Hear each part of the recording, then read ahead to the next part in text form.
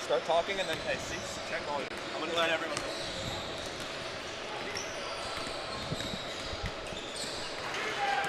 Welcome in here to Cincinnati, Ohio. We've got some big-time basketball here with the Pro 16 over the weekend. I'm Hayden Coker alongside Namath Pitts. We have BTI United up against Chapman Basketball Pro 16.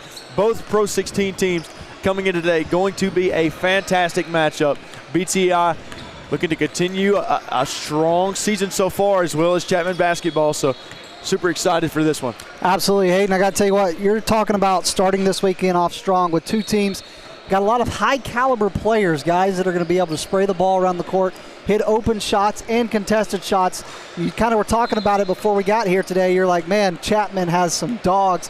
And then you're like, BTI United has some absolute incredible guys that are getting recruited. So this is going to be a great start to the weekend. Yeah, absolutely, man. These guys showed out last weekend in Tulsa, and that was really fun. So if they can do the same thing this weekend, that'd be fun, man. Evan Willis, what more can I say? I think last week I was on the call with Tyler Jones, and I want to say, I know he had a triple-double, but I want to say the stats were 17 points, 14 boards, 10 blocks. Yeah, that's blocks. So Evan Willis, he absolutely balled out last weekend. You had Colin Julian for Chapman Basketball who balled out. It's just, man, nothing short of absolutely phenomenal basketball, and it was all weekend. So I'm super excited for this one. It's going to be fun. And neither team just has a big height advantage. I would say probably looking at, obviously, Dave Mope for BTI probably has the advantage a little bit in terms of just height, but both these teams are pretty evened out in terms of that. Yeah, Mope is extremely versatile, so I'm extremely excited to see what he's able to do this weekend. I think it'll be fun.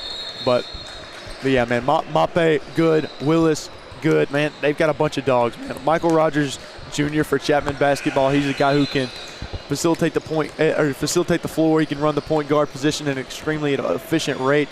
Extremely excited to see what he's able to do. He can shoot the three ball. Elijah Sumi caught fire last weekend for BTI United. So these are guys that can really catch fire. Christian Rogers as well for BTU United. We've got Rogers on Rogers Jr. crime tonight, number 2 against number 2. So, like I said, man, it's going to be fun. It is. I'm just excited to be able to be a part of this weekend, part of a Pro 16 tournament. Obviously, a lot of very talented teams. This is just setting the tone for us. We've got games. We've got 3 games tonight, 2 of them that we'll be on the call together, Hayden. 11 games tomorrow, and then you've got more on Sunday. We've got another good game that we'll be calling later tonight between Team Halliburton and Team Scoot. So it's going to be a great weekend in Spooky Nook. And, hey, shout out to our mans David and John for getting this live stream going for us on YouTube. They do everything behind the scenes that you guys don't see. So shout out to David and John. They do a phenomenal job too, man. John, he puts in countless hours. So does David as well. I was talking to John a couple weeks ago, said that him and David put together countless hours of work, like over 70, 80-hour work weeks, just putting together that documentary just for the public. And that was one of the things that I thought was more exciting, that one of the most exciting things to watch that's on the Next Pro 16 YouTube channel and what you're watching right now. And man, it was a lot of fun to watch. You had Team CPSA in the finals last year watching Joe Sterling ball out. He played really good. So, like, that's just one thing that I really enjoy overall is seeing some of the guys from past sessions and everything ball out, and then now you get some of these guys from this year. They are able to replicate that, and we'll see if they can. That's right. Hey, I'm already starting the weekend off with a save and an assist right there. We had a ball coming straight towards us for everybody. You might have saw it pass through the camera. I caught it, no worries, kept it in bounds, tossed it back in for the assist. I'm surprised you caught it, Nate. Oh, what is that supposed to mean, Hayden? No, I'm just playing. But you know how many varsity minutes I played in high school? None. 0. I'm the same way. I tried out twice, didn't make it. But that's why I'm behind the microphone and obviously not playing right now. I never tried out. It just wasn't in the cards for me, but that's okay. Not everybody draws 3 aces, so it happens. Well, I tell you what. You can't draw 3 aces. You only get 2 cards. You got a good point. I'm not a cards guy. I'm not a cards guy, so you can make a good point.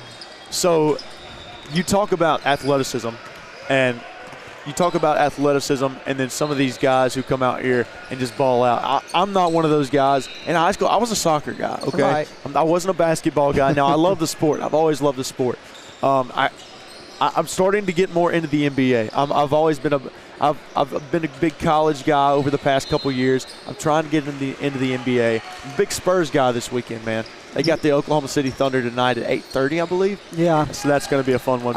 I'm not a fan of either team, being a Houston Rockets fan, but I just don't want to see OKC get back-to-back, so therefore I'm rooting for San Antonio. But Next Pro's in OKC, so we got to root for Next Pro out of OKC right there. Yeah, Matt Reynolds, El Presidente, would not be too happy with us right now if he was listening to me. But hey, how about the coaching style matchup we got right here? I mean, Coach Joseph Chapman for Chapman and then Mike Teller for BTI, two really talented coaches that when you sit down and look at the X's and O's, these are guys that, the old saying is he knows ball. And that means this guy knows what he's talking about. And when you look at Coach Teller and Coach Chapman, Hayden, these guys know ball. They absolutely do, and I'm not sure that's an old saying. I think that's something that some of these younger kids have kind of come up with. Yeah, they do know ball. So we're going to kind of keep an eye on, of course, the coaching matchup here. But like you've said, Hayden, there's a lot of talent here this weekend. Elijah Sumi's a guy that obviously caught fire recently at a tournament. Obviously, a lot of Christian Rogers. I've already talked about David Mopey and kind of the height advantage and size advantage he already has for BTI United. But for Chapman, you got to keep an eye on them as well. Looking at Michael Rogers, you talked about the Rogers on Rogers matchup. We do have a Rogers Jr., though, and Michael out of Team Chapman. Also keep an eye on, of course, Nathaniel Bogdanovich. I wonder if there's any relation there to the NBA, Bogdanovich. Oh, man, Bogdanovich, he's a good player, man. He's a good player. He's not here tonight, unfortunately, for Team Chapman, or for Chapman basketball, but he's a solid player, man. Got to watch him last week. Jack Broderson is another one, and Jack Broderson can unload the clip, and I actually had a bet with number 14, not a bet. There's no money being played here. Yeah, number 14, Jackson Albee. So I talked to him before the game. He said 3 threes tonight. I said, all right. I'm going to hold you to it.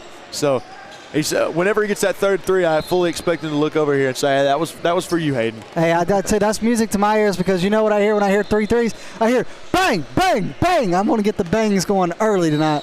It's going to be a fun one, man. And let me just say this. I thoroughly enjoy watching this Chapman basketball team play. The way that they played last weekend, Detroit, they play a good brand of basketball, man. I really do like it. Colin Julian, he plays a really good brand of basketball. He's one of those guys that I've enjoyed watching over the past couple months. He's solid, man. And last weekend, I really got to see it on display. Obviously, you had all the college coaches out and everything, and you know that those guys were excited to see the college coaches outside as well. Absolutely, and there was a ton of them in Tulsa.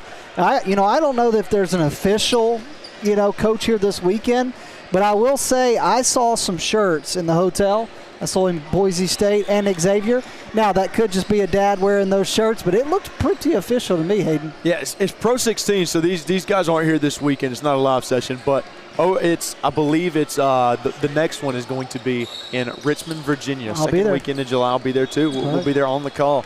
That's going to be a fun weekend, man. That's going to be one of those weekends where we really get to see these guys. That's when pool play starts. The way that it works, John was telling me, it's they take the top 16 PRO16 teams, the top 16 Next Pro teams, and it just kind of goes from there. And man, I'm excited for it. It's going to be a lot of fun. You're going to have some of the top tier Next Pro teams that make it into the PRO16 circuit in tournament and put up some numbers.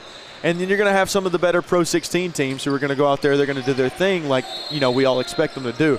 But if you look at some of the top athletes, the top players on some of these teams, man, I'm telling you, it's going to be fun because you're going to start to see offers roll in and all that, and that's what you really want to see. Well, I told one of our other guys, John, who's going to be broadcasting the next game following us, before we came in here, I expect to see a very big Big East ACC presence in Richmond being on the East Coast. I mean, that is right there in the middle of ACC and Big East territory. Oh, absolutely. John Cardacci and Tyler Jones on the call next for Louisiana Elite versus As Promised. That'll be those guys, super fun, man. And I think we're all going to get to catch up at some point this weekend, and I can't wait for it. All right, you've seen both these teams, Hayden. Let's start. One key to success if BTI United is going to win this game is going to be what? Well, Evan Willis is a lockdown defender when it comes to shot blocking. Man, he's phenomenal. He's more of I wouldn't say off-ball defender, but I'd say shot blocking is definitely his forte. When it comes to BTUI and their source of success, Evan Willis inside, man. Evan Willis inside. Now they've got other guys who can shoot it as well. Christian Rogers, he's phenomenal. Elijah Sumi, he's got a strap, man. He can shoot it from three. And when I mean strap, I mean that thing stays loaded. There's no empty clip. So I'm telling you, those are the couple guys that I'm looking out for. Dave Mape, phenomenal down low. So that's me for BTI United. Not necessarily one specific thing that I expect them to do well. Obviously, than shot blocking and defense, but they've got a couple guys that I really think that need to have a good game tonight for them to take down BTI. All right, let's take a look at the other side and talk about Chapman. One key to success for them.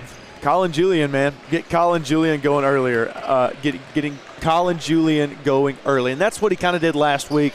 It was a slower start for Colin Julian. He would come on late into some of the games last weekend. But Michael Rogers Jr. as well, man. He's a phenomenal athlete. I think he runs the point very well. You also have Jack Broderson, Jackson Albee. Those guys can shoot it. Jude Sakarla, Braden Lawrence Eishen down low. So they've got a couple strong guys some strong guys down low that can be that strong forward presence. For instance, I mentioned him earlier, Colin Julian, but he can kind of do it all.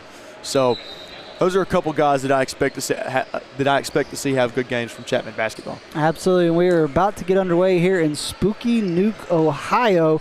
If you don't know where that's at, it's right outside of Hamilton, just north of Cincinnati. I'm a big Who Dey Bengals fan, so it's nice to be in Cincinnati. Who they say gonna beat them Bengals? Ain't nobody gonna beat them Bengals next year, I'd say that right now. Who they say gonna beat Chapman basketball? Who they say gonna beat BTI United tonight? Well, BTI United led by head coach Mike Teller. Chapman basketball led by head coach Joseph Chapman. It's time, man. Hey, one of the most underrated parts of the weekend, the officials. And we look like we got a good crew to start the weekend right here. We do. We absolutely do. And last weekend they were good as well. We actually had a guy who I can't remember his name. His first name is Larry, but I can't remember his last name. So there was a kid. I can't remember exactly who it was. I don't think it was Evan Willis who's playing tonight. But which, by the way, he will, phenomenal athlete. But it was a kid dunked last weekend, and they were recording it for a hype video, and all you saw was Ref Larry turn around. He goes, this was his look, Namath. He goes, it was very funny. It was very funny. It was an act of shock. But Evan Willis to jump for BTI United. Number 23, Braden Lawrence Eishen to jump for Chapman basketball. Let's get this weekend started. It's going to be a fun one, man. Nearing the tip here, they're going to check the air in the ball. Last week we had an air check, and one of the balls was a little too inflated. That is not like Tom Brady. What'd they have to do? They just got a different ball, subbed it in. He's looking at this one. I think he's kind of questioning it a little bit, saying, you guys want to feel it and see what you think? Yeah, this is exactly what they did. They passed it around all the players, let them go. Looks like they're going to let them play. All right, let's go, Hayden. Let's have a good call. I'm Hayden Coker alongside Namath Pitts here with Next Pro Hoops along with the call tonight. Evan Willis jumping for BTI United. Braden Lawrence Eishen jumping for Chapman basketball. So we thought it was going to start now, but they're still questioning the air in the ball. Much like me, they question the air in my head sometimes. Well, you know what? My wife would probably say the same thing about me, so. Yeah, it happens that way sometimes. Where you going? Still waiting. Something still getting held up a little bit. Here we go. Here we go. BTI United, Chapman basketball. Ewell to jump up against Braden Lawrence Eishen. And Willis wins it. It'll go to BTI United. That's Elijah Sumi to bring it down the court. Sumi outside Christian Rogers. Now inside, Ewell, oh yeah! Let's kick this one off with some dynamite. Evan Willis puts it in. And how about that right there, already getting the scoring started with the dunk. Now here we go, Chapman basketball now, a chance to respond. Here's Rogers. Now on the outside. Now inside. Can Broderson get it to go? No, contested by Ewell. They're going to call, I do believe, a goaltend. And so they are going to give him the bucket. Good call by the officials. And now the full court press here from Chapman basketball. 2-2 your score now. 15:30 remaining in the first half. Now here comes Rogers. Rogers up. Rogers tried to hit Mape. No dice. Now Broderson to bring it down the court for Chapman basketball. Outside. Oh, yeah. Bang! And Braden that's the Lawrence first Eisen one. cans it for three. And he did. That one was beautiful. Now Rogers going to bring it across the court, having a little trouble, but he finds Mape. And now here we go. Mape to back him down. Kick outside. The drive. Nothing doing. Back to Rogers. Rogers to Mape, out of bounds. It'll be Chapman basketball. We've got about 14 minutes and 50 seconds left in the first half. We're sitting at 5-2. Chapman basketball on top of BTI United. This is a good start for Chapman basketball. Now Broderson running the point. Now I'm doing double duty tonight. I'm working the I'm working the clock and the points. Now Rogers another three. Bang! And Chapman basketball 2 for 2 from three-point range tonight. Good start from deep for Chapman. We'll see if they can stay on fire as this game progresses. Yeah, zero hesitation. Nice shot outside from Rogers. Now there's Mape. Outside, another shot from three. Woo! Oh, yeah. That Threes on both sides tonight, all of them made. That's Braden Worth. That was a beautiful shot, too. It was nothing but net.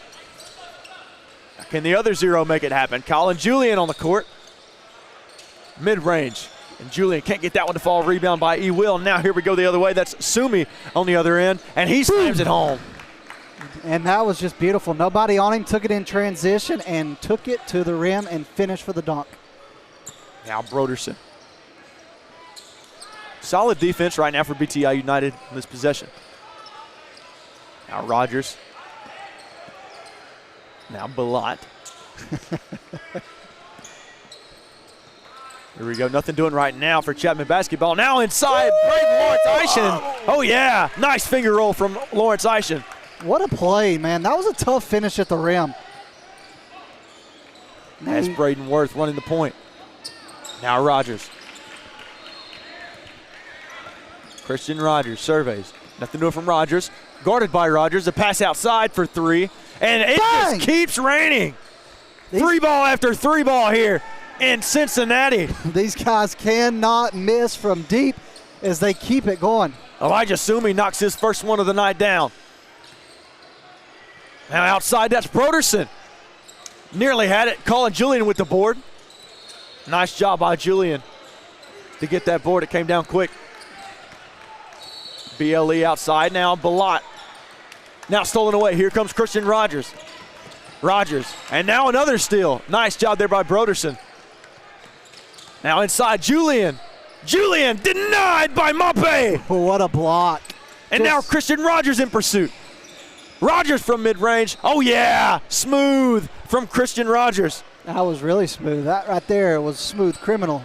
It was. A little Michael Jackson. I haven't got to see the new movie. I'd like to see it, though. Julian guarded by Ewell. Outside. Three ball from Malat. Can't get that one to fall. And now the three ball is starting to cool off on both ends. Now let's see if they can get some offensive plays drew up. Ewell inside. Gets it to go. Nice body control by Evan Willis. Look how fast, though, these teams are getting back. They are playing fast-paced offense. Julian guarded by Mape outside. That's Malat again. Malat can't get that one to go. Rebound, he will. And now Christian Rogers the other way. Rogers guarded by Malat. Screen by Willis. Another screen by Worth. Worth wanted it from deep range. And Willis takes a three. Can't get that one to go. And looks like we're going to have a foul on the floor. And that was a good call by the official. Pushed him down pretty hard right there. It'll be Chapman basketball with it. It'll be Julian to inbound. Michael Rogers Jr. to take it down the court here for Chapman basketball. So we got number 2, Michael Rogers versus number 2, Christian Rogers on both ends. Christian Rogers for BTI United, Michael Rogers Jr. here for Chapman basketball. We love a good Rogers on Rogers. No Steve Rogers action tonight, though. Captain America not in the building. Neither is Aaron Rodgers. Now here we go. Christian Rogers deep outside. Can't get that one to go. I thought it was going to fall. I really did. I already had the three held up. They're going to call that one out of bounds. 11 minutes remaining here in the first half. 14-10 your score.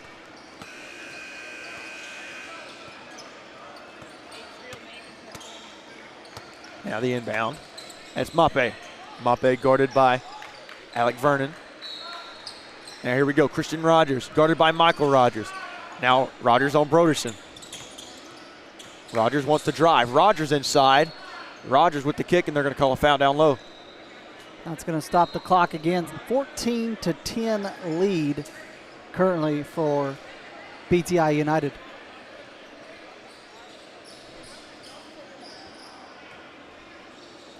All right, so Evan Willis now to inbound. Willis inbound to Rogers. Now back to Willis. Willis, one of those guys they're going to have to really keep an eye on tonight. Absolutely. That's Mason Young. Mason Young inside to Rogers, and tie up by Rogers and Rogers. That's going to be a fun one to call tonight. It is. Interesting, though, that they tried to go 2-on-1 right there and try to push it inside the paint.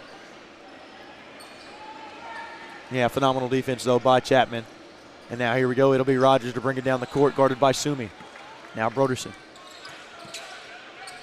Now Rogers from deep range. Rogers can't get that one to go. I really thought it was he jumped the gun on that one a little bit, Namath. It happens. It happens. Now Christian Rogers. It looked like such a beautiful shot. Rogers. Oh, the what a kick pass. outside. That's Young for three. Young can't get that one to go. Rebound by Colin Julian. And now hot pursuit for Chapman. Basketball. Here comes Colin Julian with it. What a pass, though. That was a beautiful pass. Julian inside. The kick. Now the drive down low. Nothing doing that time. Now Broderson. Broderson from mid-range, no. The kick out to Rogers. Inside, Rogers. Woo! He got it to go, but I think they're going to call a foul on the floor beforehand. I do think they did call it before as well. I was going to say, though, what a tough finish at the basket, but the whistle came before then. And now here we go, Jude Sakarla. Now back to Rogers. Outside three, can't get that one to go. Rebound by Rogers of BTI United. And it'll be BTI United ball after a foul. First foul on Alec Vernon. So fouls now 2 apiece on each team with 9:36 to go in the first half. All right, now the inbound here from Mason Young for BTI United. Score still 14-10. Rogers to bring it down the court, guarded by Julian.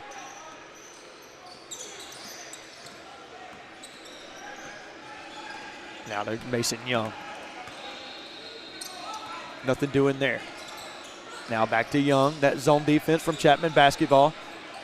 E-Will. Double team, nothing doing. Stolen away there by Sakarla, but he stepped out of bounds. And both teams have kind of cooled off a little bit offensively, Hayden. Well, they have. Both teams very hot to start off the game. Now it's kind of settled down a little bit. 9:14 remaining, 14-10. Still your score. We've gone around 2 minutes without a basket. Now the inbound. That's Sumi. Sumi wants to drive on Sakarla. Sumi, oh yeah! Sumi! Oh no, they're going to call an illegal screen, I do believe. And we both got a little too excited about that. So now Jude Sakarla to bring it down for Chapman basketball. Did you see that? We got a Tennessee official here. Even the officials are traveling. There's Alec Vernon. Now stolen away here by Mape. Mape, oh yeah! Mape throws it down. Mape with an absolute slam at the rim. And now Rogers the other way. Michael Rogers Jr. And Chapman basketball's time to respond here. BTI United on top. Jude Sakarla, he wanted the back door, nothing doing. Got to find something. Alec Vernon now. Shot clock at 5. Outside, they've got to make something happen. Here's Albee. Albee's got to shoot it mid-range. Can't get that one to go off the front of the rim, and now will shoot it up to Mason Young. It didn't now a fall. Reset. It didn't fall, but he did get it off before the shot clock. And a reset now from BTI United. Evan Willis on the wing. Nothing doing so far. Nice defense here. Colin Julian. Julian! Oh, yeah! Ooh. He's talented, man. That is one talented player. Julian slams it home, and now a 4-point lead. And then Rogers from the mid-range can't get it to go. Nice board there by Michael Rogers. And now here we go. Here's Albee. Albee, he wanted that one. Now Julian outside, wide open for 3. Bang! Yeah, rattles it in. Colin Julian And now the lead won for BTI United, 16-15 your score. And a run of 5 points by him. Nice defense by Albee. Inside Julian. Can't get it to go. Or he gets it to go, excuse me. He cannot be stopped right now. 7 straight points. 7-0 run here for Chapman basketball. They lead 17-16, 7:33 remaining here in the first half. And that was 7 straight. Called his own number. And Colin Julian is lighting it up right now. And this is the guy you said coming into today. You said he needs to come out a little bit faster, a little bit hotter than he did last week, because last weekend he came out a little bit slower. That's the guy that you could tell he flipped a switch right there in that first half. Yeah, Julian, man, he's so dynamic, and he made some plays. He made some plays there, not only on the offensive side of the basketball, but also defensively. Down here, had a nice steal on Evan Willis on the pass, came down, slammed it home. Colin Julian, man, he's making some noise here early. And all of a sudden, Chapman is leading 17-16 with 7 minutes and 33 seconds left in the first half. If you're just joining us, we're in Spooky Nuke, Ohio, just a little north of Cincinnati. I'm Namath Pitts. Hayden Coker is on play-by-play. And coming in, Namath, we hit 3 states. So it was Kentucky that we landed in. Then we went into Indiana on the drive over here, and now we're in Ohio. We're doing all right. Who took you back? I just went from Ohio to Ohio. It was David, I do believe. Huh? Yeah, David. That's what Snapchat Map said anyways. I'm going to go with it.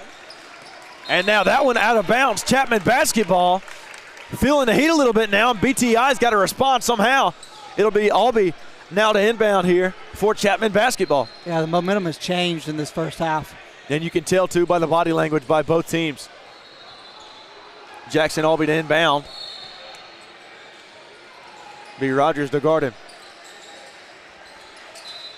And a nice, it was an elevator pass, but nothing doing. Stolen away by Sumi.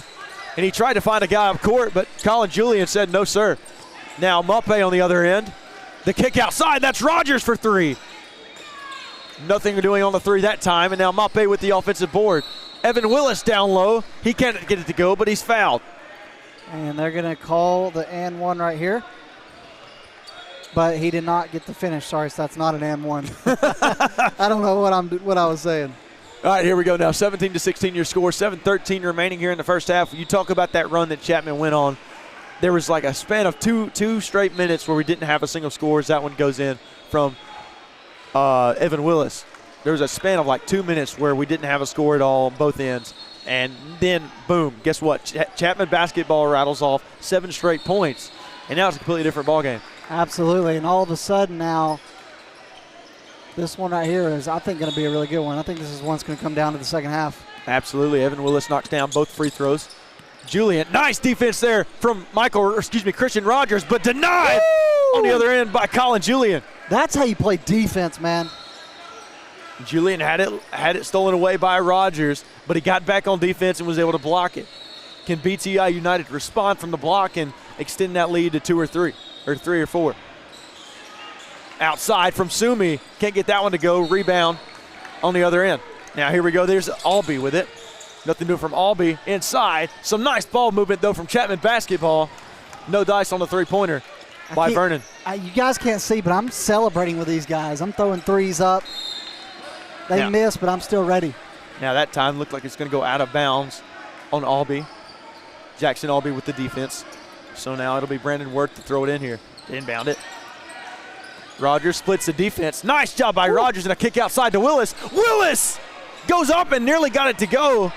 And now Mape, another rebound by Willis. Bang! Time, he's going to throw it down. Second chance opportunities created that, multiple of them. What a finish. And BTI United was pretty good last weekend on the offensive boards. And then they do it again just there to provide 2 points. Hey, my voice might not make it through the weekend. I'm already using it. Julian now to baseline. Nothing doing. Outside 3. Malak can't get it to go. And now Worth the other way. BTI United in hot pursuit. Here comes Worth. Worth goes up. Can't get it to go. But he's fouled. He is so shifty, dude. I mean, his spin move, this guy would be one heck of a player on the gridiron. Absolutely. Nice little spin move down low and then draws the foul. And now Worth will go to the charity stripe. And all of a sudden, they had that 7 straight points by Julian. They've slowed down a little bit now. I'm Hayden Coker alongside Namath Pitts here with the call in Hamilton, Ohio. I'm going Cincinnati, we got to Hamilton. decide, yeah. Is it Spooky Nuke? Is it Hamilton? Is it Cincinnati? I think we'll call it all 3 as the weekend goes on. Oh, it'll be all 3 as the weekend goes on. First free throw is good there from Worth. 21-17 your score, 6 minutes, 1 second remaining here. Second free throw up, and it is good. Nice job at the charity stripe so far from BTI United as they are 4 for 4. And that is a 5-point lead now for them. Now Oliver Balot to bring it down the court, guarded by Christian Rogers. Now the nice pass outside, down low. Back outside, that's Albee. Wanted it, but he drives. Albee inside. Albee can't get it to go. And a nice board and cleanup from Braden Lawrence Eischen. Great job by Braden on the putback. Outside now, Christian Rogers. He wants it from the free throw line, but can't get it, and they're going to call a push-off. 5 minutes and 35 seconds remaining in the first half. It is a 22-19 lead for Chapman. And I love that from the referee, showing Christian Rogers exactly what he did on the call. He used his guard arm a little too much, and that is going to be an offensive foul. But now Chapman basketball wanting to make a little noise. Denied on the other end by Evan Willis, and that's another one for him. Unbelievable defense, unbelievable block. Now BTI United in hot pursuit. Evan Willis! Oh my goodness! Put him on a poster, young man! He is. He's got a couple posters that are going to be hanging in kids' bedrooms one day because this guy's going to be a superstar. Evan Willis making some noise here early. And now Jackson Albee with it here for Chapman basketball. They've got to respond. 24-19 your score now. Deep 3 from outside. That one no good. Offensive board though. Nice job. Albee with the 3. Can't get that one to fall. But and they're going to call it the other way. Here we go. Christian Rogers. Rogers on Rogers up and gets it to go. And he let the backboard do the work on that one. Nice job by Michael Rogers Jr. Lost control down low, but finished it. Nice job. And now a whistle. We're going to have substitutions made as well. I was wondering what the whistle was for. That was as well. Still no clear call on that. But how about the finish down here on the opposite end from Christian Rogers, man? Unbelievable. His body started to shift and turn, but he threw it up off the glass. And that's all skill, no luck there from Christian Rogers as he adds 2 to his point total. Absolutely. He let the backboard do the work, and that was just a really good job of him to be aware of where he was at in terms of traffic. Now here's Michael Rogers outside. That's Malott for 3. Can't get that one to fall. And both teams ice cold from 3, but an offensive board. Nice job. That's Jackson Albee for 3. Can't get it to fall. Another offensive board for Chapman basketball. And this is 2 teams that came out hitting the 3 ball, but they've slowed down. Now Colin Julian inside. Really nice finish there from Julian up amongst the trees, and he gets it to go. Man, he's a good player. He's a really good player. Nice penetration down low there from Colin Julian to cut the lead to 5. 26-21 your score. 4:05 remaining here in the first half. Christian Rogers running the point. Nice little double team from Chapman. He'll find a guy in the corner. That's Young. Young for 3. Young, high arcing shot. Gets it to fall. And all of a sudden, that lead is up to 8, their largest lead of the day. We had a 7-point run there earlier from Chapman basketball. Now we have an 8-point lead from BTI United. So we've got a game of runs going on here, and everybody knows that that's what basketball is. It's a game of runs, a high octane game, I should say, I guess. But now the referees are going to come together. But an 18-point lead here, an 8-point lead with 3:45 remaining here in the first half. And they're discussing something. It looks like they're discussing a call on a shot earlier because they were holding up the signal as if it counted. What that is, I don't know. They don't give us an explanation at the table. Julian to inbound. It'll be Lawrence Eischen now driving. Lawrence Eischen, oh yeah, he gets it to go. Nice job by Lawrence Eischen down low. And he fought off Evan Willis there to get to the board. Nice job. Now a nice turnaround. Oh yeah. I mean, Michael Rogers Jr. has just made some unbelievable plays from the mid-range. And now they're going to call a moving screen on Lawrence Eischen. Good call. Yeah, good call there. I think it was Christian Rogers on the opposite end down here on the shot who wanted the foul. And then down here he gets it back on defense. So 3 minutes and 22 seconds to go. It is a 8-point lead for BTI United. I'm Hayden Coker alongside Namath Pitts here with Next Pro Hoops in Cincinnati, Ohio. We have Rogers bringing it down the court, guarded by Rogers Jr. Rogers on Rogers. Now Willis back to Rogers. And Rogers, who's been very good tonight so far. Now Willis from the mid-range. Can't get that one to go. It's an air ball. And here we go the opposite way. Nice steal, though, from Willis. And a nice dime to Braden Worth for 2. Unbelievable awareness right there to get the turnover and then the assist and the finish. Well, it looked like Willis was going to slam it home, but he found Braden Worth down low. Probably a nice move as well. Selfless act by Willis. Now Rogers Jr. guarded by Rogers. Inside, a foul called on Christian Rogers. And so that is going to be the 5th foul on Chapman. Pardon me, 4th foul on Chapman. And now they called that on the floor, it appears. So it'll be Michael Rogers Jr. to inbound here for Chapman basketball.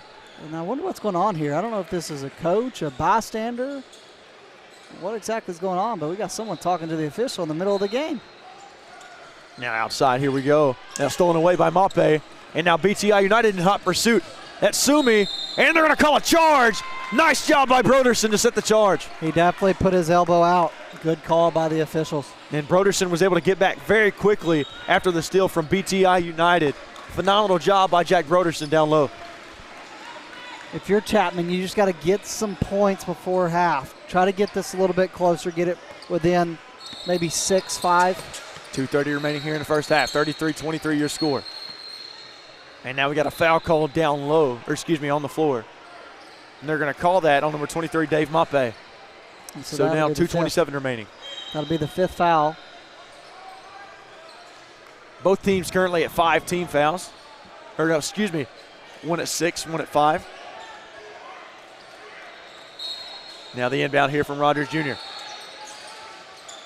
Now inside, can't get that one to go, and they're going to call a foul. That was Jude Sakarla who went up for 2. And he's going to go to the charity stripe. And all of a sudden, this late first half has kind of turned into a foul machine. So now Sakarla at the charity stripe. First shot here from Jude Sakarla. And he can't get that one to fall. Rattles in and out of the rim. Still a 10-point lead here for BTI United. And these are the shots that need to be counted here for Chapman basketball. They've got to make them fall. Absolutely. Second shot from Sakarla, and he gets that one to fall. A 9-point lead now for BTI United. Now full court zone press here for Chapman basketball. It's a soft press. It'll be Sumi now. He'll find a guy outside. That's Young for 3. Young can't get that one to fall, and a nice defensive board, hard fault board from Lawrence Eischen. And I thought they could have hit a defensive foul right there on Mope, but they didn't. Now outside, Lawrence Eischen. Back to Colin Julian. Now inside, stolen away. Nice defense from BTI United. That's Worth. He finds Young. Now Mape. He wants it, nothing doing. Nice defense. And now a little reset. Here's Rogers. Guarded by Lawrence Eischen. Nice spin move by Rogers. Rogers with a nice pass. And now Mape goes up, and they're going to call a travel on Mape. Mape wanted the ball. He kept calling for it. But he just happened to travel right there. And he got down low, and I don't know if he was expecting the ball there from Christian Rogers. I don't either. It was a very crafty pass from Rogers. It looked like he wanted to go up for it, noticed that he couldn't shoot it, and then found his man. But regardless, I don't think Mape was looking for it. All right, here we go outside. Chapman basketball wants it. Now Broderson. Nice defense by Christian Rogers to block that baseline drive. Now Julian from 3. He can't get that one to fall, but he's called for the foul. So now Colin Julian will go to the free throw line and shoot 3. And this is your favorite play when it's late in a half and you need points. You get the clock stopped, you go to the free throw line, you got a chance to get 3 points right here. Yeah, they're going to call that foul on Elijah Sumi. And now Colin Julian will go to the free throw line. Yeah, I'm not sure what's happening here, but someone keeps speaking to the officials every time we get a little out-of-bounds stoppage. Now first free throw up and good from Colin Julian. Now the lead 8 points. We have 1:21 remaining here in the first half. I'm Hayden Coker here alongside Namath Pitts here with Next Pro Hoops. Second shot from Colin Julian. Oh, yeah. Gets it to fall. And Julian right now automatic from the free throw line. He isn't missing. We'll see if the announcer's jink pays off here. And it sure, gosh, you hate to see it, man. He's not going to like you when he listens to this He's absolutely not, man. Colin, I'm sorry. I apologize. Got to talk to Colin before the game. Super dope dude. Super nice guy. He knows ball. Outside, that's Michael Jr. Michael Rogers. And Rogers Jr. gets that one to fall, and now the lead is 4. Now Christian Rogers wants to drive outside. Now Sumi for 3. Sumi connects on a three-pointer, and now threes cancel out. Man. 7-point lead now for BTI United, 50 seconds remaining. If Chapman can just get this a little bit closer before half. Colin Julian outside, guarded by Willis inside. Now out to Michael Rogers Jr. Nice pass by Jr. and Broderson can't get that one to fall. And a nice effort by Christian Rogers down low of BTI United to rip it away from Alec Vernon.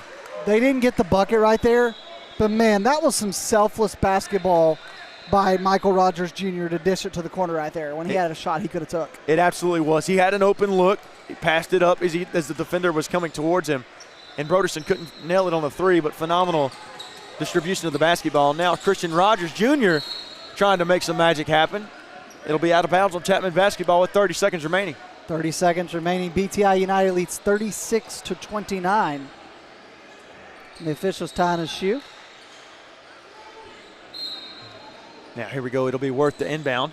That's Sumi. Sumi wants it from 3. Sumi can't get it to fall.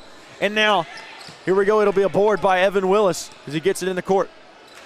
Here we go. 20 seconds on the shot clock.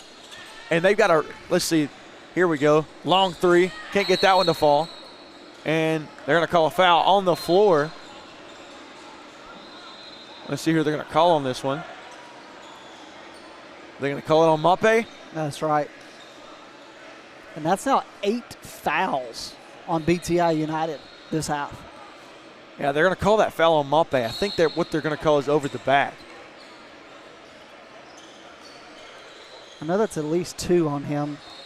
I'm wondering if it's 3. Either way, he's going to go to the bench, and Mason Young is going to come in with about 14 seconds left in the first half. And that is also going to send Michael Rogers Jr. to the free throw line because they're in the bonus. So now add 1 to the 8. So that's 9 team fouls this half for BTI United. And one, he hits the first one. And this is not what you want if you're BTI late, is to just give them free points with the clock stopped. Well, you had it right where you wanted it to. You had that 9-point lead. And now it's a little bit of a different story. The second shot is up, and it is good. They will have the chance, though, to take the last shot of the first half. All right, now here we go. It'll be worth the inbound. Now Christian Rogers. Rogers looking at the clock. Rogers distributes the ball so well. 9 seconds remaining here. 8, 7. Rogers drives. Rogers wants it. Nothing doing outside now. And now we have a loose ball. Willis has got to get it off, and that's going to be the end of the first half. So a little bit of an anticlimactic ending there to the first half. It's 36-31 is your score. BTI United leads over Chapman basketball. And for much of that half, it was a half of runs. It really started with Colin Julian mid-first half right there. Went for 7 straight for Chapman, but then BTI United responded. Again, we've talked about Rogers on Rogers. Christian Rogers had a good run. Elijah Sumi hit a couple shots.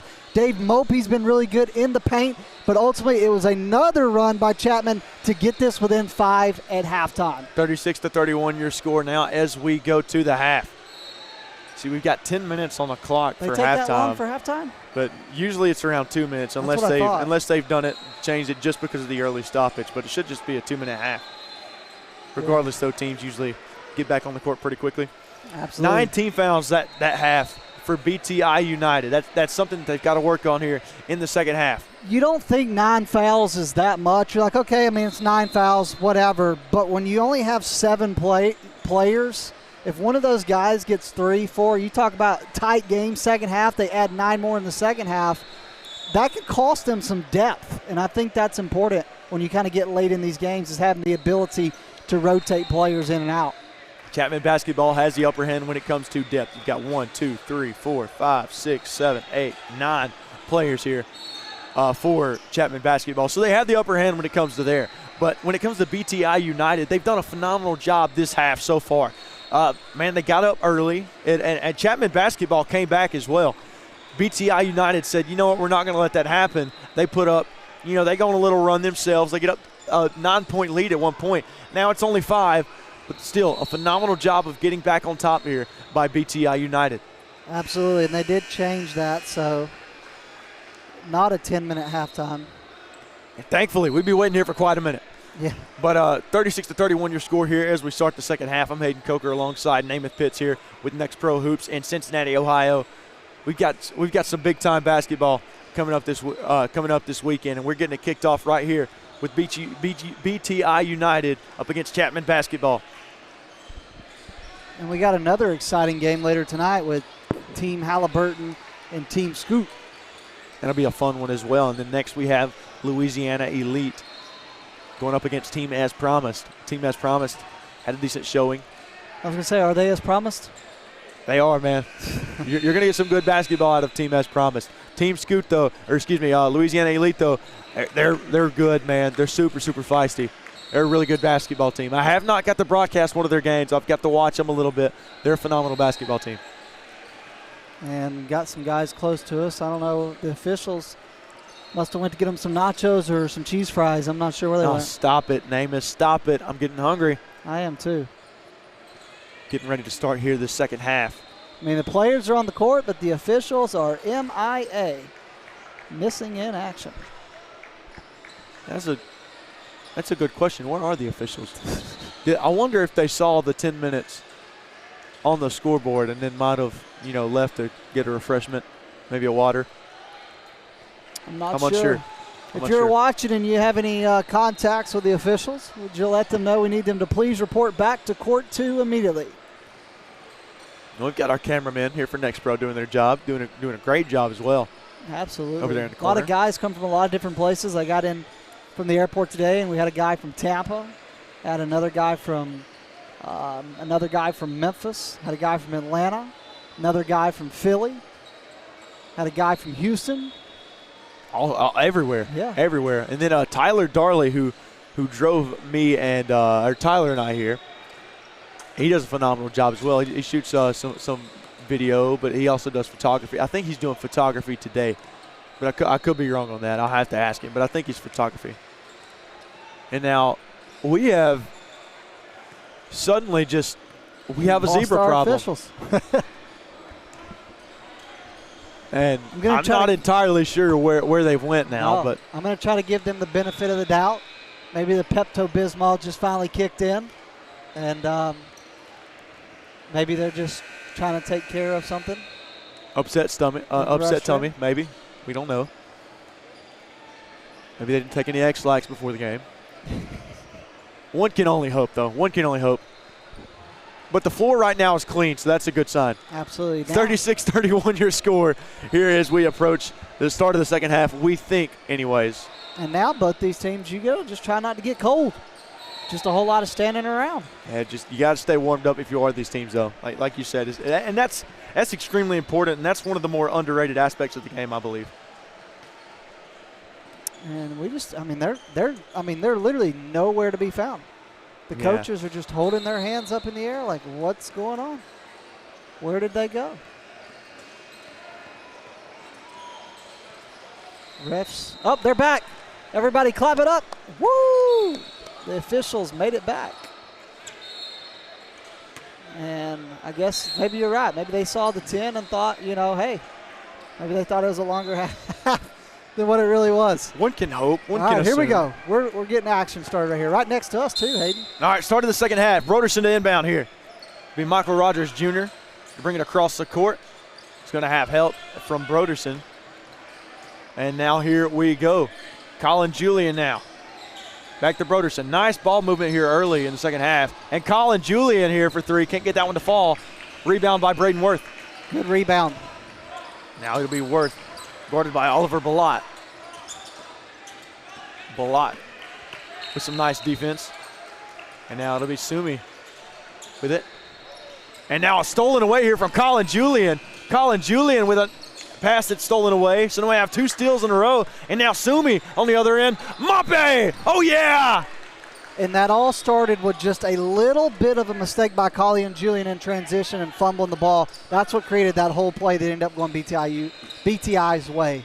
Well, it could have been a free 2 points there for Chapman basketball as a free 2 points for BTI United. And now their lead is extended. Rogers wants to go inside. Rogers, oh yeah! And one from Rogers as he finds the bottom of the net. And it is now a and one opportunity. And yes, this time it really is an and one opportunity. We got that one right that time. 38-33 your score, 5-point lead for BTI United. Start of the second half, 14:59 remaining. Be Michael Rogers Jr. at the line. He cans it. 38-34, 4-point lead. And now that full court press again from Chapman basketball.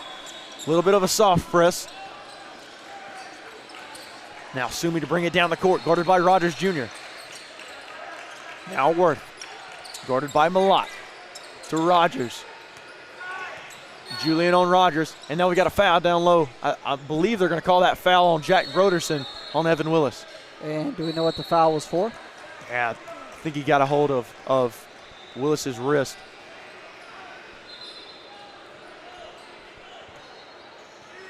Willis to inbound. He'll find Rogers outside. Rogers open from mid-range. Can't get that one to fall, but a slam on the putback from Mape. And at 2 for BTI United. And he does have the size advantage in the paint. Now stolen by Willis. So BTI United now on a run. Worth denied by Julian. And now phenomenal control by Julian to keep it in bounds. And Chapman basketball looking to make a little noise here. Outside from Rogers. Oh yeah! Rogers making it rain. Threes, baby. Rogers can shoot the ball from anywhere on this court. Michael Rogers Jr. adds 3 for Chapman basketball, and now the lead is cut to 3 for BTI. It'll be Worth guarded by Rogers. And a little push-off it looked like, but they're going to call it early before the push-off on Michael Rogers Jr. This one has turned into one heck of a game. 3-point lead here for BTI. As it'll be Worth to inbound here for BTI. Now the inbound. Christian Rogers, guarded by Colin Julian. Screened by Willis. Now Broderson on Rogers. Back to Willis. Willis from outside. Can't get that one to fall from just inside the 3-point line. And now here we go. That's Jack Broderson. Now Broderson, nothing doing. I was going to say Chapman with an opportunity to tie it with a 3 here. Outside, that's Broderson. Didn't want that one from 3. Now Julian outside, the kick to Malott. They've got to get it off. 5 seconds on the shot clock. Broderson from 3. Can't get that one to go in a rebound. And poked away here. Nice job by Michael Rogers Jr. And he goes up and he's fouled by Sumi. And great job right there too, to wait on that play to develop. He waited, knew he was going to draw the foul, and then went up. Well, it looked like it was going to be a defensive rebound, and Michael Rogers Jr. poked it away and stole it, and then used it. He was very, very good there when it came to patience, okay? He had the defender go up. That was Sumi who went up, and then when Sumi comes down, that's when Rogers comes up. He didn't go out of his way to draw the foul. It was a clean foul. Absolutely. Rogers' first free throw up and good. 2-point lead now for BTI. And they could get it down to 1, which would be the closest this game's been since early in the first half. Down to 1 by Luke Bryan. Rogers up, gets that one to fall, and now it is down to 1. 40-39 your score. Now last time Colin Julian got this to a 1-point game, BTI United went on a run. Let's see if a similar result happens here in the second half. Nice defense there by Malott. Now here we go, that's Sumi. Nothing doing now. Willis down low, the double team. Nice ball movement, and Worth wants it. Worth from mid-range. Worth connects. Beautiful shot from free throw range, and he got it to fall. 42-39 your score, 3-point lead. Chapman basketball now. Got to make something happen now. Julian from NBA range. Hey! Oh, my goodness. Woo! Colin Julian just hit one from the parking lot. And I'll tell you what, in the rain and everything, he made it rain, baby. Now here we go. Willis down low. He gets that one. Can he get it to go? Oh, yeah. Puts it up and in. And now a 2-point lead for BTI.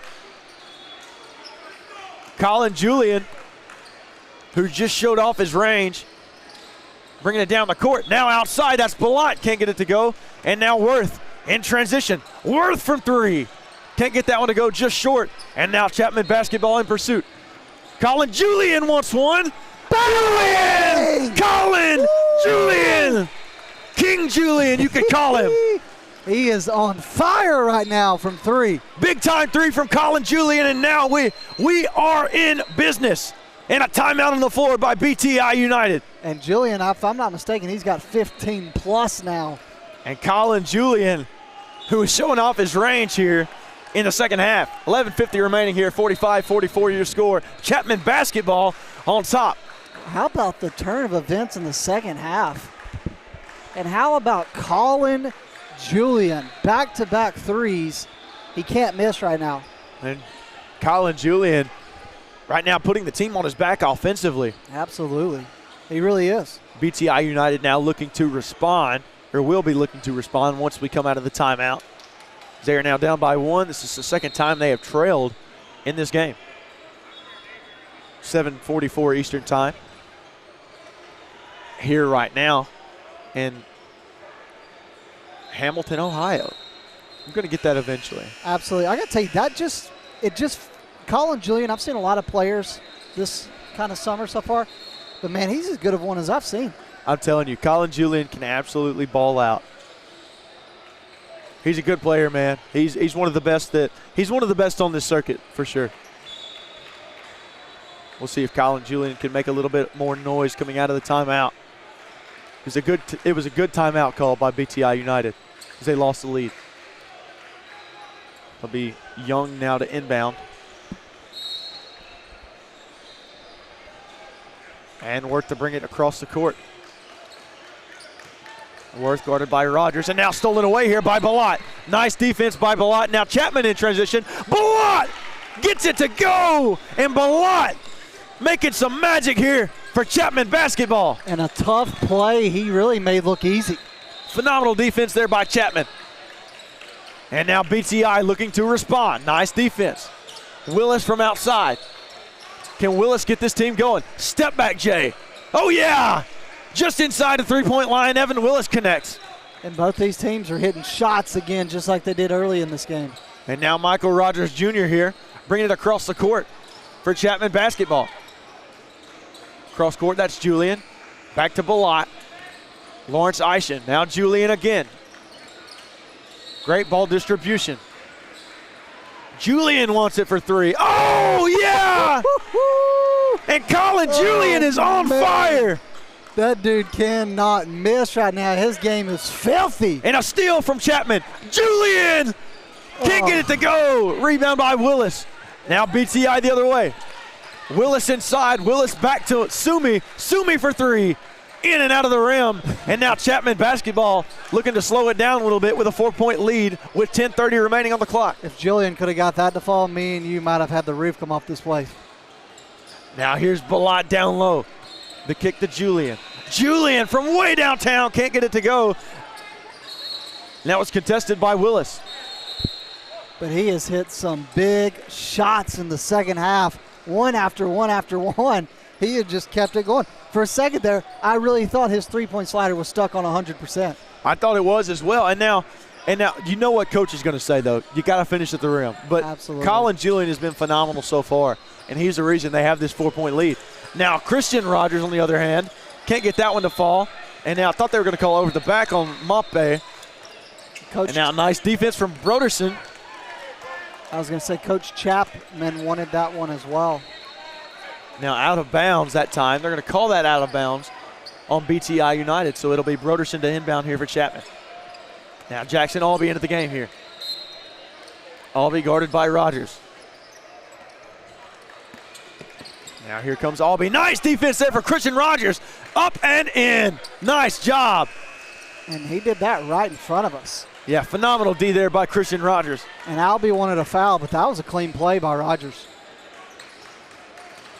Now it'll be Sicarlo on the other end. Now Albee back to Sicarlo.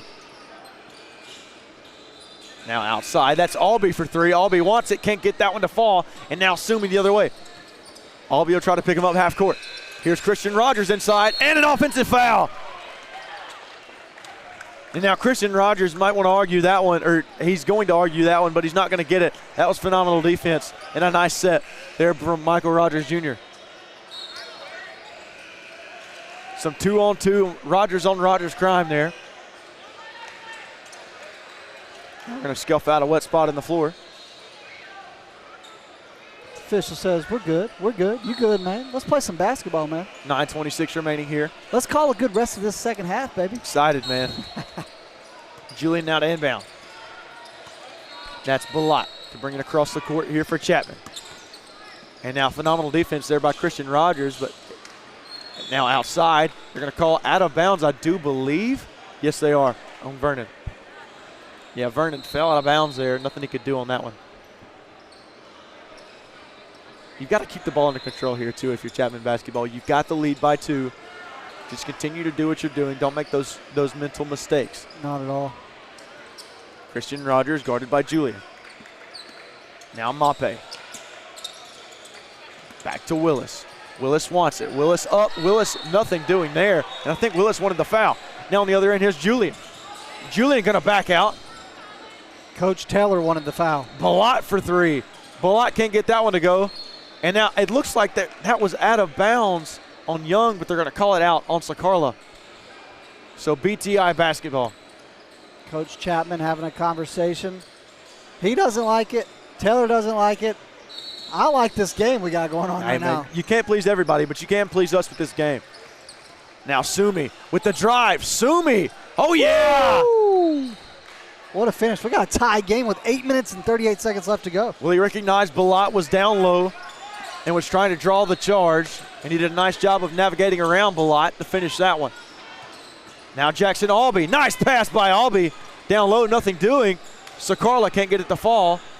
And now Sakarla wants the foul, but it's not going to get it.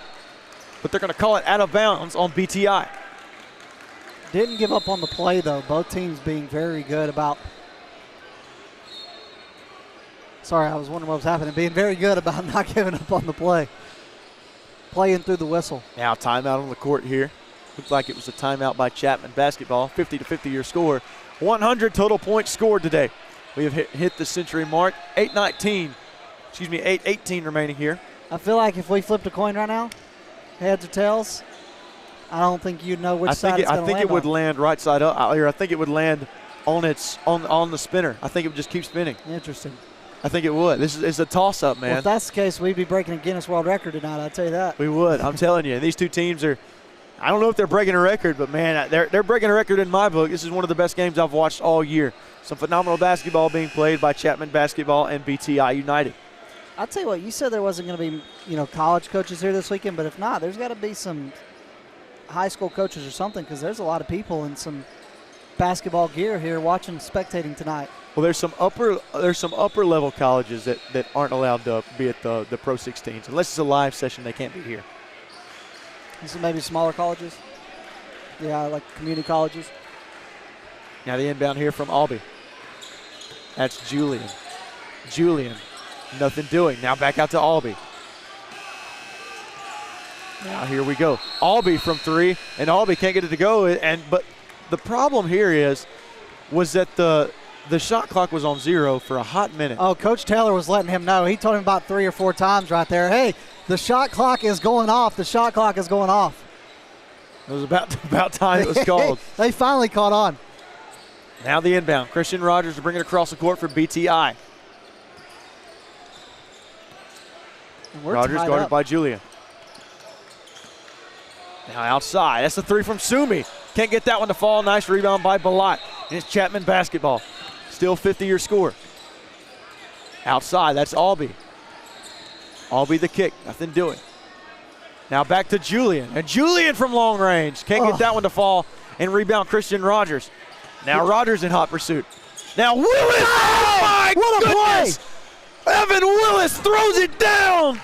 And BTI takes a 2-point lead. That guy got posterized, man. He got posterized. That one would be on a poster. 52-50 your score. Chapman basketball trying to respond now. I lost my voice, man. That's Vernon. Nice defense by Rogers. Albee guarded by Willis. Albee inside. Can't get that one to go. Solid defense there by Young. Now Mason Young. And now a reset. Rogers up at the top of the key here for BTI United.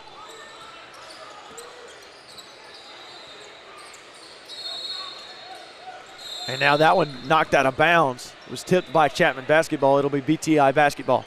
In a 2-point game, the largest lead has been 10 for BTI United, but Chapman has it down to 2 with 6 minutes and 50 seconds left to go in the second half.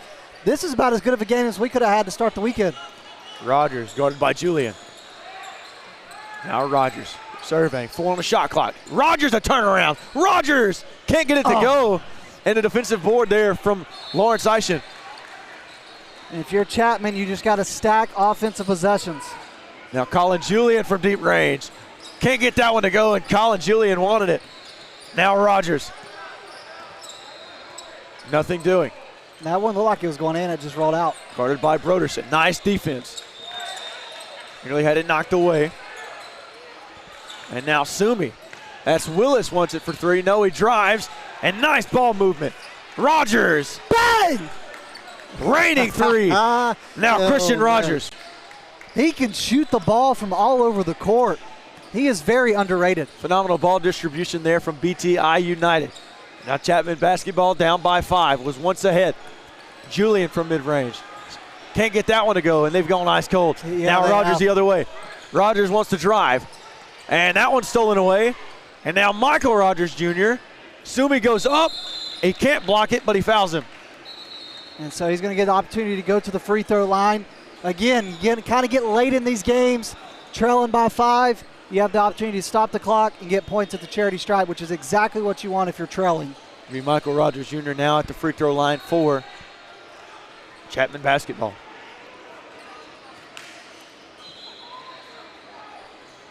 And Michael Rogers Jr.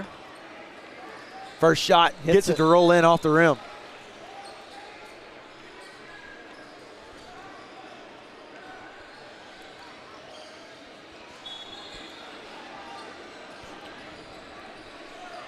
And now here we go as we await the second shot.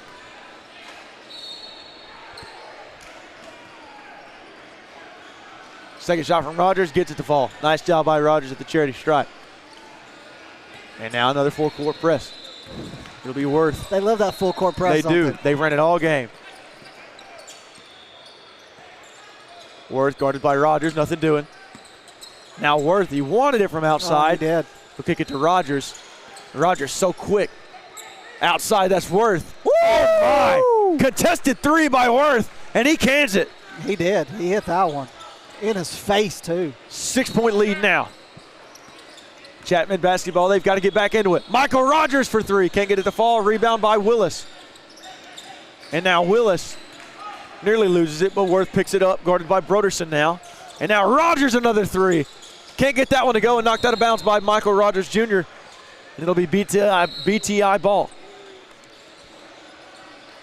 And we are under 5.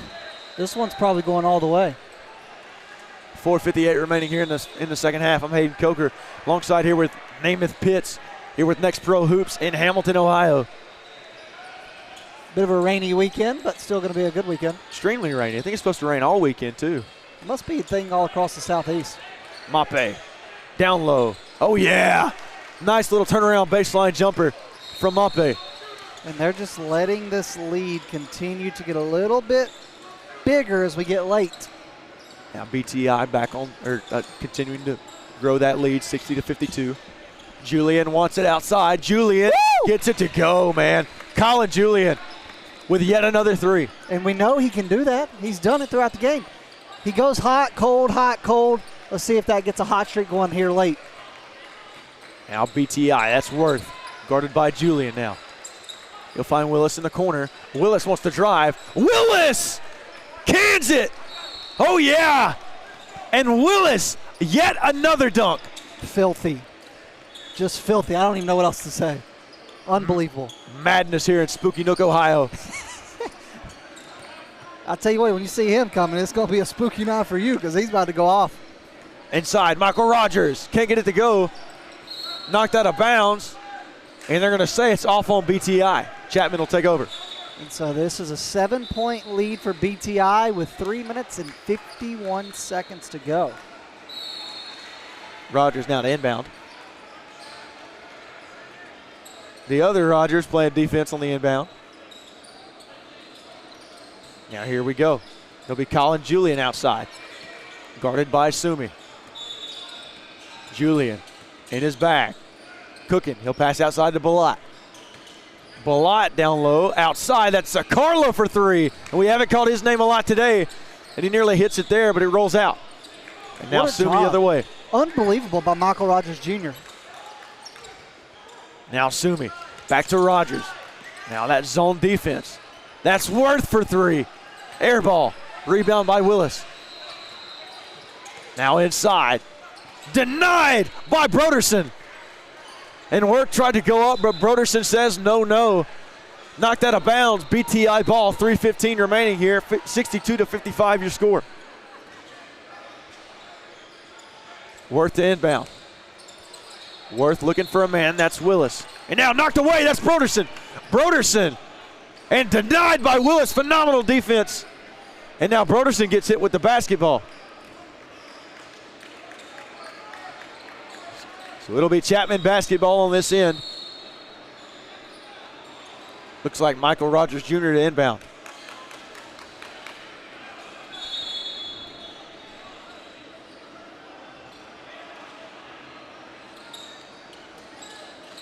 And now here we go. Inbound to Lawrence Eishen, now Julian. Julian, deep three. Julian, oh yeah! Julian starting to get on fire. That flame is lit. And now a 4-point lead. I was going to say, as we approach 2 minutes. This one's getting close late. 2:50 remaining. Mape, guarded by Lawrence Eishen, nothing doing. That's Christian Rogers. Now inside, that's Willis down low. Can Willis make it happen with a fadeaway? No, rebound Mape. Mape nearly had it stripped away. Back out to Willis, and Willis wants it for three. Can't get that one to fall, and an offensive foul on Mape. So 2:28 remaining now, 62-58 your score. Chapman basketball has it.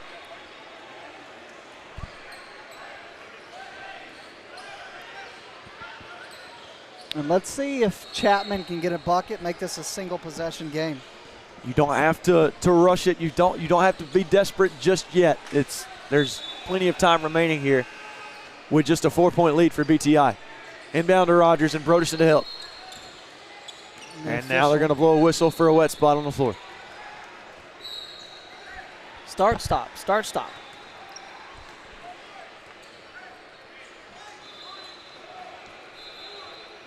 And now Broderson will inbound. And we think we're about to be underway. And we are. Rogers Jr. guarded by Rogers. Rogers on Rogers. Now Broderson. Broderson inside. Broderson out. The three by Balat. Oh, yeah. And cut that deficit down to one. And Balat responds. And we got 2 minutes to go, Hayden. This one is going to have an exciting finish. 120 seconds on the shot clock. Well, I say shot clock, on the game clock. Now Rogers. I knew what you meant. Outside. That's Sumi. Oh, yeah. And that's how you respond if you're BTI United. And a nice job there by Sumi. Here's Rogers. Outside Broderson. Back to Rogers Jr. Guarded by Willis. Broderson for three. Wants it. Oh, yeah. A three-point barrage on both ends, and now the lead is one for BTI. And we started this game with three-pointers on both ends, and looks like we're ending this game in a similar fashion with three-pointers on both ends. Broderson cans it from three and sends it to a timeout for BTI United. 1:31 remaining here on the clock. A minute 31, and it's a one-point game. I mean, we could not have asked for a better start to the weekend. I'm Hayden Coker alongside Namath Pitts here in Hamilton, Ohio. Hamilton, also known as Spooky Nuke, also known as Cincinnati. We've got a bunch of different names for it, man. A bunch of different names. But you know what they say here at the next PRO16, big cats don't flinch. And I'll tell you what, both of these teams have not flinched. Anytime one team's went on a run, another team has come right back. That's Puma basketball, baby. That's Puma hoops. And we are here live in the flesh here in Spooky Nook, Ohio. It's good to be back with you, brother. It is good. It is good to be back here, man. It's fun to be back, man. We love it. Absolutely. We absolutely love it. And this is what we like right here, man. And you had a good one last weekend in Tulsa. Oh, phenomenal, man. Phenomenal basketball all around. You love to see it. You love to see it. My boy Hayden knows ball. John Cardacey and Tyler Jones here on the call next. I'm just proud of myself. I haven't said, now here's a guy. Now here's a guy. Now I probably just started for the weekend. I haven't seen Chris Collinsworth walk in the building yet. BTI basketball. Here we go. It'll be Worth. Now, cornered it. That's Balot and Julian now with the double team. And nice job by Worth to bounce it off of Balot. Still BTI ball. This one might come down to a buzzer beater. I'm telling you, it's going to be a close one. Now the inbound. That's Rogers guarded by Balot. Now Rogers, so quick, beats him off the inbound.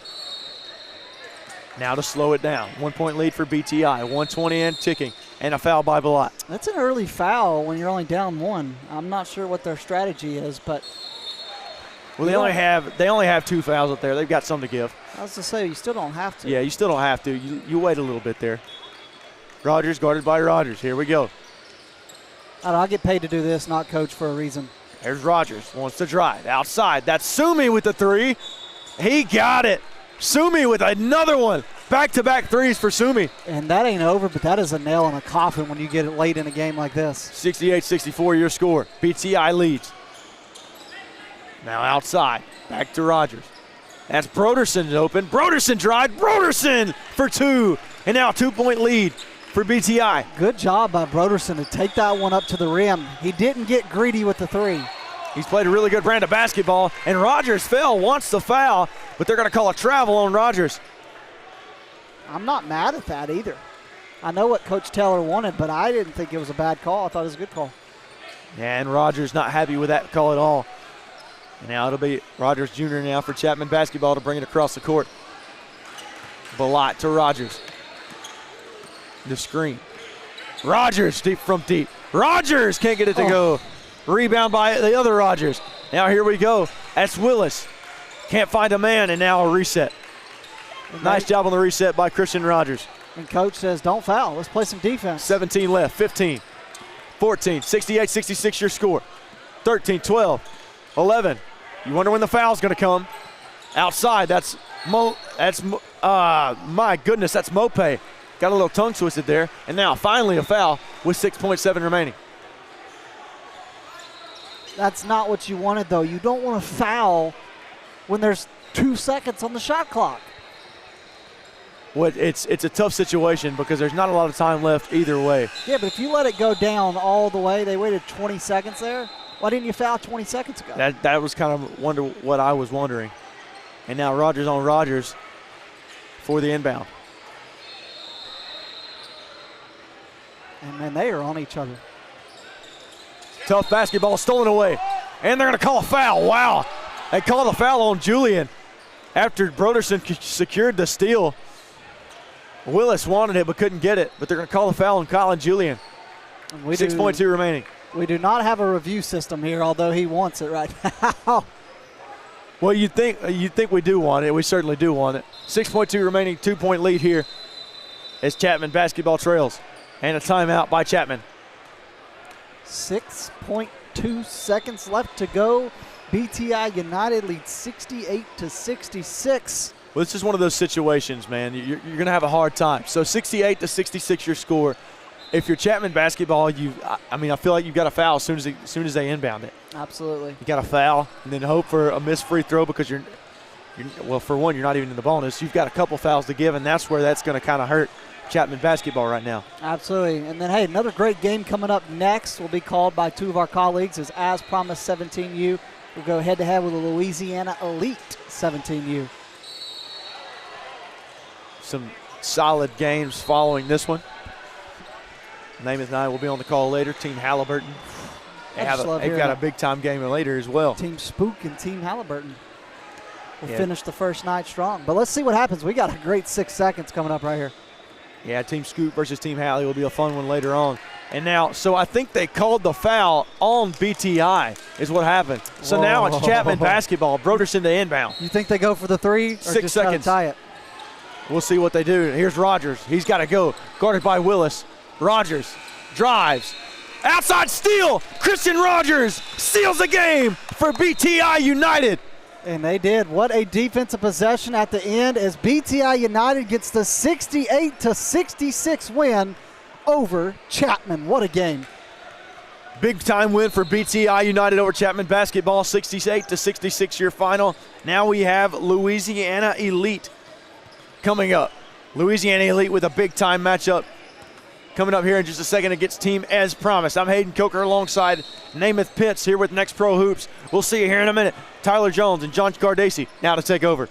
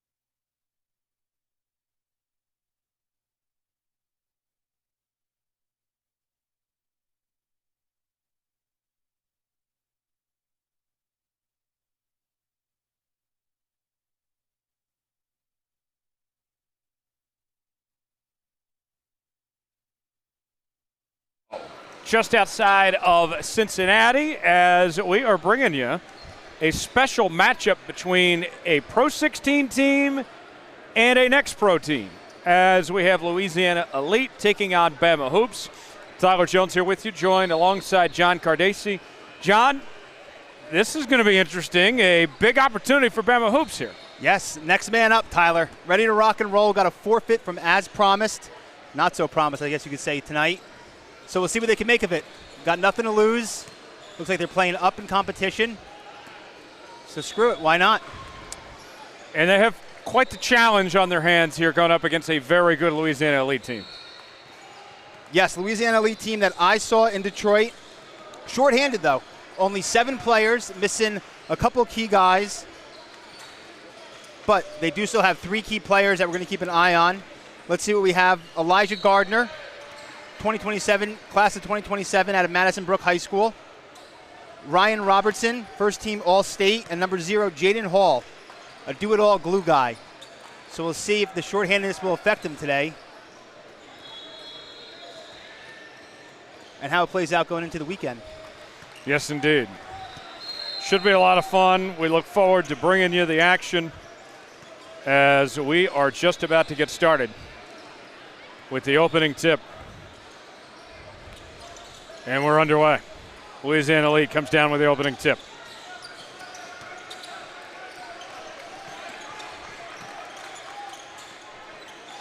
Robertson to Hall.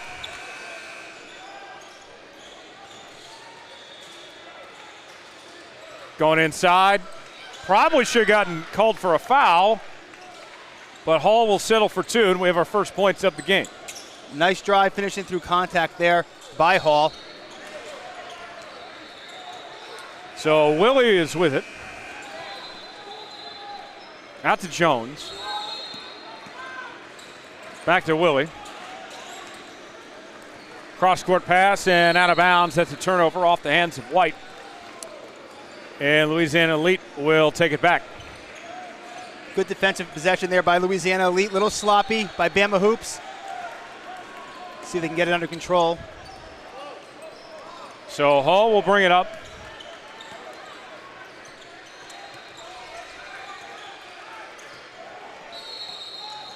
Going inside, and that's good for 2. Count it, and the foul. A chance for a 3-point play.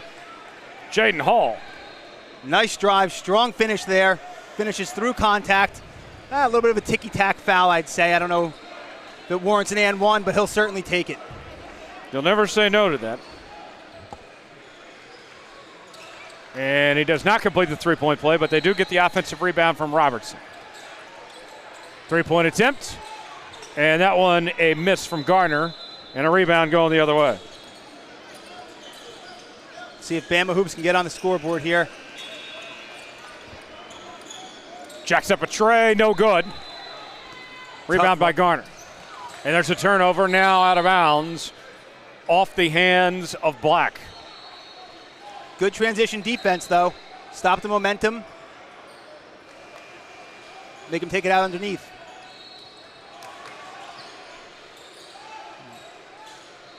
Blocked from behind, and a foul call.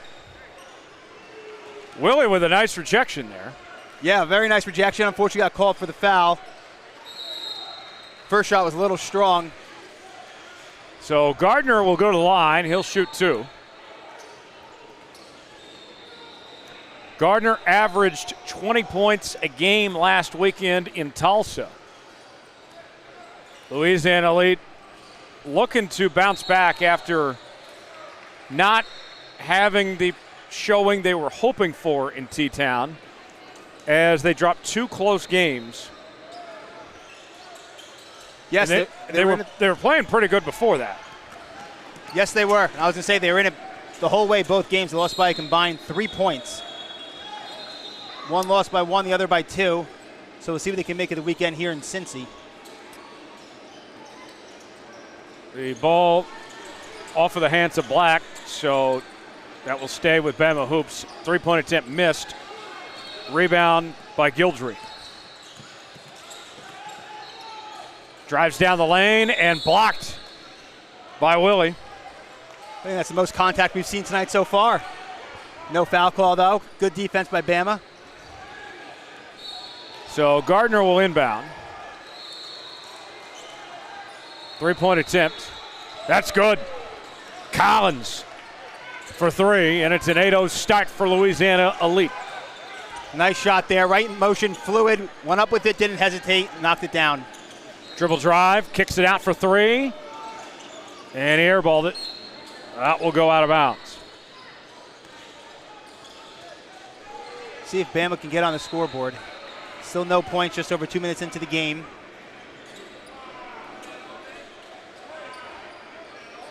Ref chatting with a fan. Sales will inbound for Bama Hoops.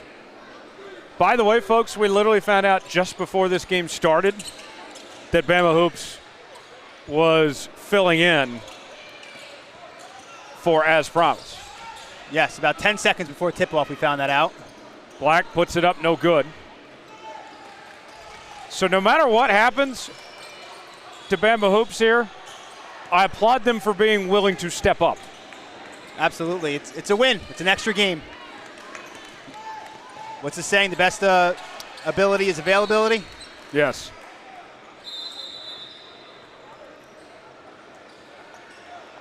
We're just glad to have another team on the floor. Yes. After our 6 o'clock game got scratched, didn't want to go empty-handed into the night and have this one be a forfeit with no action.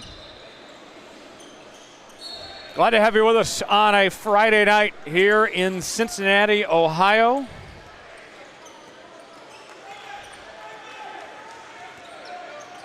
Haven't seen Joe Burrow yet. Certainly keep an eye out for him. If we see him, we will let you know, folks. No sign of Jamar Chase either. No, not yet at least. You never know. Joe Burrow said this past week this is the best Bengals team he's ever played with. Interesting. I don't know about that. Yeah, did they bulk up their defense at all? They got your guy, Dexter Lawrence. Oh, that is true. They lost their defensive end, though, right? Trey Hendrickson, yeah. He's with the Ravens now. It'll be interesting. I always thought it made sense for them to trade Joe Burrow to the Jets for some picks, but I'm also a pretty biased Jets fan. Dexter Lawrence, he got traded to the Bengals while we were on air in Detroit. You're right. I forgot about that. For their first-round pick. Yes. That was an interesting trade. There's a steal by White. Throws it up there, missed. And the rebound by Robertson. Basket up, no good. And that'll draw contact. Both teams playing a little fast and maybe a little bit out of control. Bama Hoops starting to get a couple better looks. Just haven't seen one go through the hoop yet.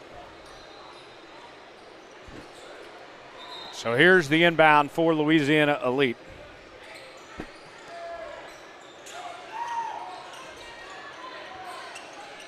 And it's a turnover. Sales will bring it up. Guarded tightly, goes inside. The floater, that's good for 2, and Bama is on the board. Sail away, little man. Nice move. I was wondering with him, was it going to be you or me that made a sailing reference first, and you beat me to the punch? Knocked out of bounds. Just came off the tip of the tongue. I couldn't resist. Nice move. Nice little floater.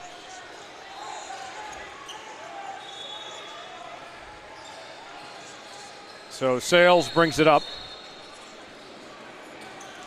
Under 12 remaining here in this first half. Louisiana leading 8-2. Almost lost it, and there's a backcourt violation. Think he got him on the foul there. Oh. Was hoping he at least blew the whistle. You're right. They did go with the foul, not the backcourt. They could have called either one. Yes. And they opt for the foul. I think Mr. Official may have realized that he should have blown the whistle about 2 seconds earlier on the push on the point guard. So it all evens out. There's the inbound and knocked out of bounds. Lazy pass there. Kind of lollipopped it up. Lucky that wasn't an easy 2.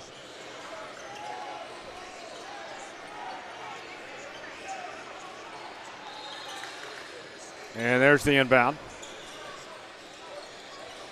As Sales will bring it up. Guarded tightly. And knocked out of bounds by Turner.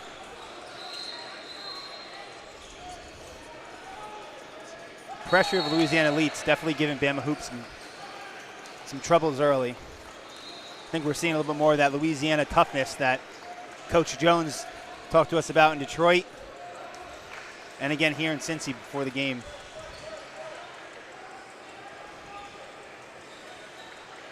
So Bama Hoops will have possession.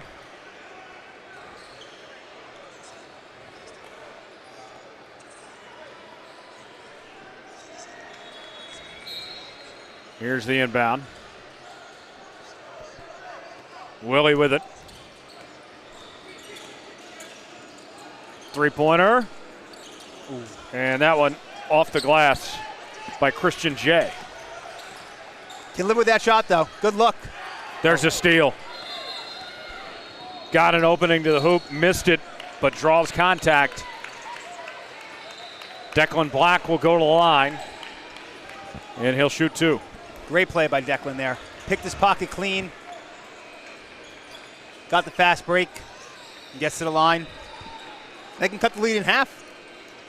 Bama Hoops has not played well for the first 5 minutes of this game. Only 2 points, yet they find themselves only down 6.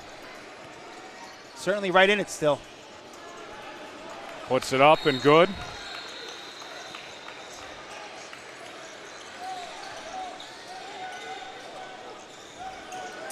Here's the second attempt coming.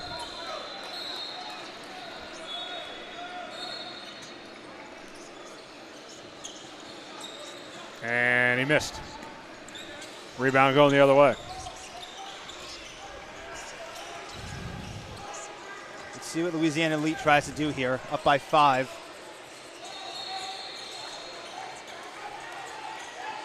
Going inside, got a hand on it. Brings it down, and there's a steal.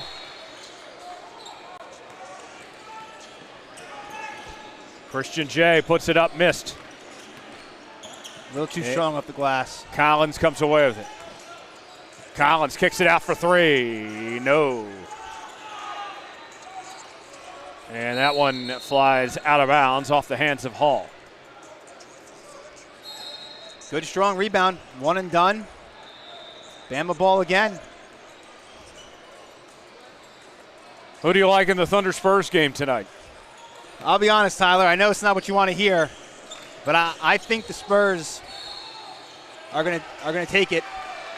Take the 2-1 lead in the series. Robertson up and good. 2 great games in Oklahoma to start the series off. Foul called. I'm going to go out on a limb and go with the underdog. I like the Thunder tonight. First time you could ever say that with SGA on the court for the Thunder. They're the underdogs, or at least in the playoffs, I believe it is. What is it, 34 games? In first time since SGA was on the COVID bubble, Thunder. Okay, is that what it is? Yes. Basket up and good by Black.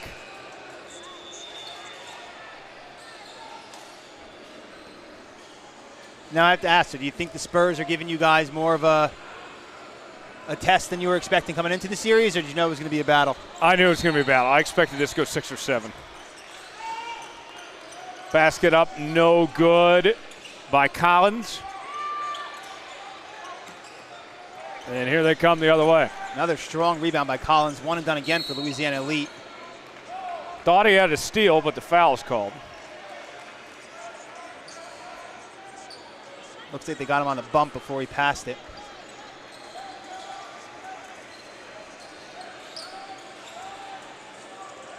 But yeah, I think this series is going to be everything you mentioned. I think for sure 6 or 7 games. Must-watch television. I'm afraid the league wants their international superstar in the finals, though. Basket up and good. Bama Hoops holding their own so far. Only down by 3 with under 10 to play the first half. Absolutely. Weather the storm. Battling back now. Up and good by Hall. A nice response on the other end. Allowed an easy bucket there, but they did not play well the first 4 minutes, and they find themselves down only 5. Just about halfway through the first half.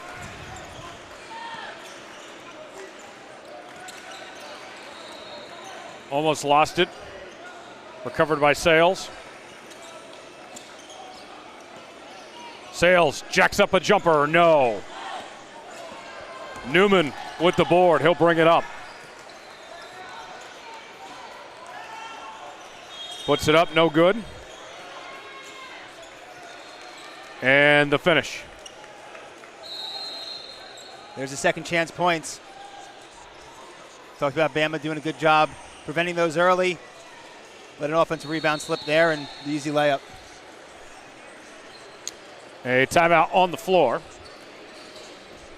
Under 9 remaining here in this first half. 14-7 lead for Louisiana Elite.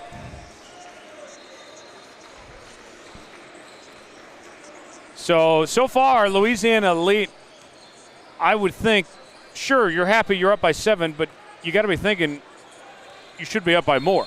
Yeah, absolutely, Tyler. The way this game started, I think Bama went without a bucket for the first 3 or 4 minutes of the game. Had 2 points about 5 minutes in. Felt like Louisiana Elite could have easily been up double digits, but never really capitalized on it. Little quick run there to bring the lead back out to 7. We'll see how these next couple of minutes go, but Bama Hoops certainly, like I said earlier, weathering the storm, staying in this game. It's what you want to do as the underdog. Keep it close.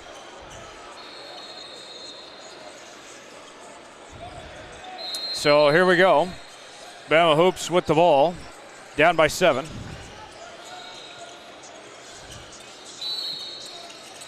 And there's the inbound. Guarded tightly, right in front of us.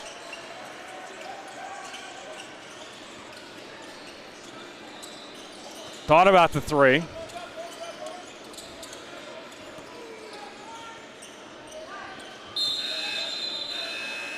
And that's going to be a shot clock violation. Seen that often, Tyler. Just the weird situation of where the shot clock's located. At half court, I feel like a lot of teams are good for one of those a game, just not realizing. So Hall will bring it up.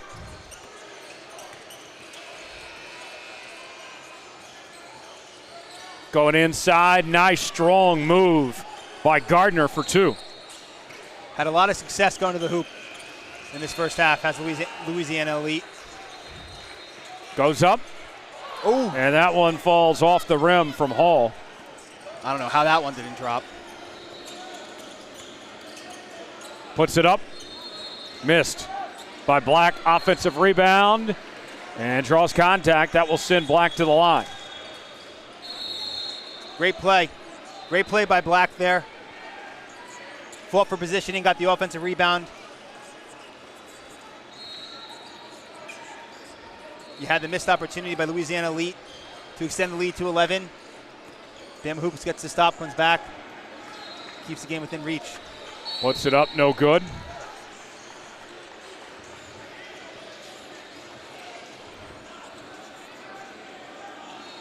Second free throw attempt coming.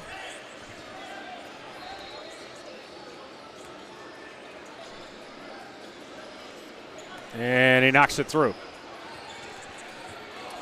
16-8 our score. Under 8 remaining here in the first half. Louisiana Elite leading. And a foul is called as Guildry will go to the line. I think we got a jump, Tyler. Oh, a jump. I thought he was fouled. It looked like he may have fouled him with the body, but his hand was on the basketball. I think that's what the ref was looking at. Could have gone either way.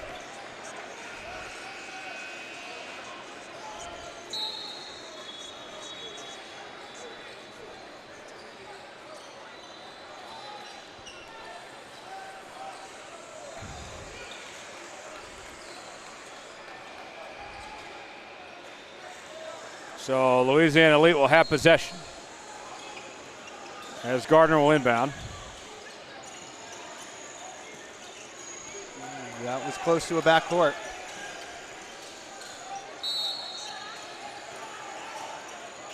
Goes up, missed. Offensive rebound. Feeds it to the big fella, and he's got it. Newman. Hello, Newman. Are you old enough to know that reference? I will say I might be old enough, but I do not know it. Oh, no. Seinfeld? Come Oh, on. I've never been a big Seinfeld. All right. Oh. Hello, Newman. Now that you say that, I do know it. Never really got into Seinfeld. I always laugh whenever I watch a couple episodes. Seinfeld was a great show. Yes. I know my dad and my uncle were actually just talking about it last weekend. Willie at the line. Puts it up. It's good.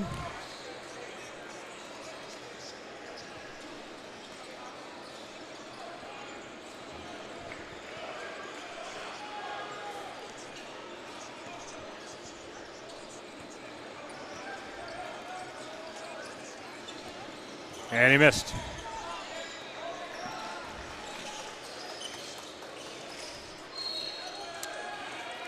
And that's going to be a travel. Got him for the walk.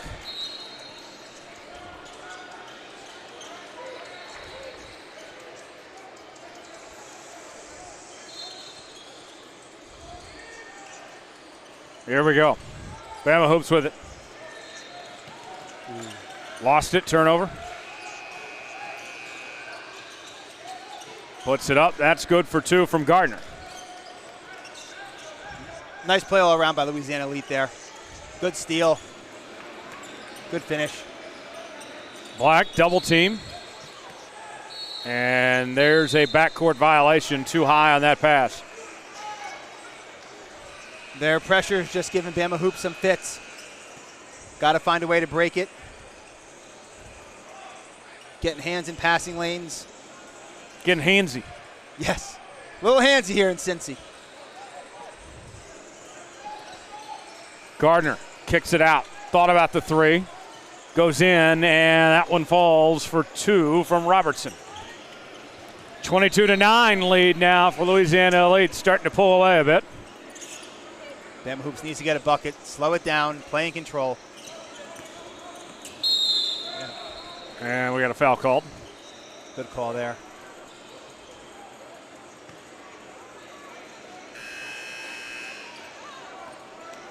Went for the ball, got the ribs.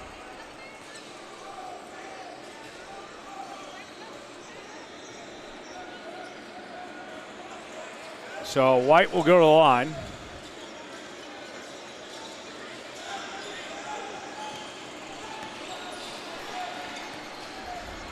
Got to convert these. Makes the first. De'Aaron Fox back in the lineup for the Spurs. Is he really tonight? That's unfortunate. Yes, for you Thunder fans. Missed it. I forgot he missed the first 2 games. He's starting too. What was he out with?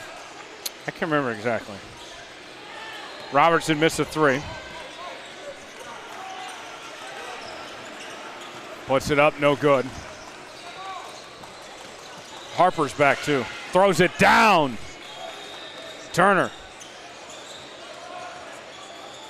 Nice dunk. Pressure again leads to easy points for Louisiana Elite. Got him on the push. Yeah, I saw that Harper got dinged up last game.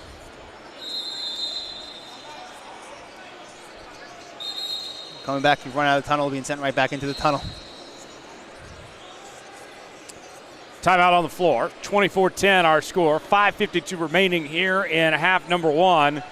What do you like from what we've seen from Louisiana Elite here so far? A lot to like. A lot to like defensively. They're playing to their style. I said it earlier, Coach Jones talking about that Louisiana toughness, and they're really playing with it. They're putting pressure on Bama. They're, like I said, getting hands in the passing lanes, driving to the hoop, finishing strong. Really good effort defensively and attacking the rim, and they've now pulled away to a 14-point lead because of it. 5:52 remaining here in this first half. Louisiana Elite. This is a team, they know their identity full and well, John. Yes, they do. Coach did not hesitate say that. Talk about their toughness right off the bat. It's what he preaches. It's what he wants to see. Shorthanded tonight. The first 10 minutes of the game or so, they're certainly showing it.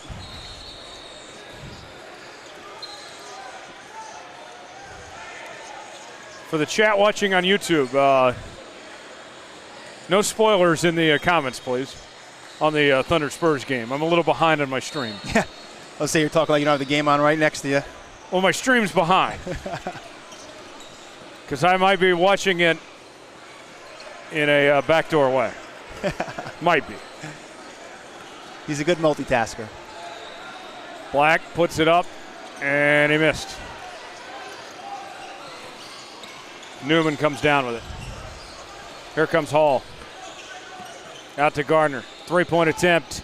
That's money from Robertson. Yes, sir. That was pure.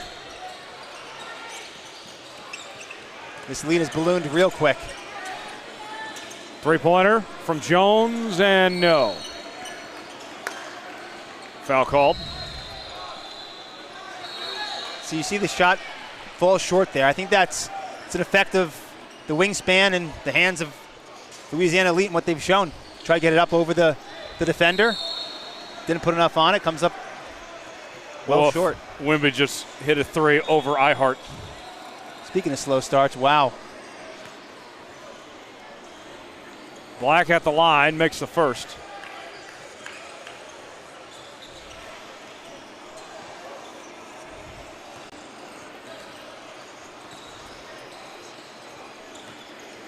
And he makes the second.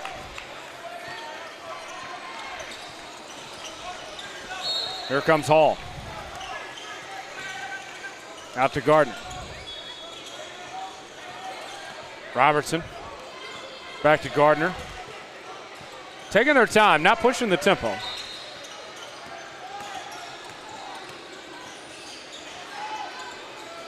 Gardner lost the handle on it, turnover.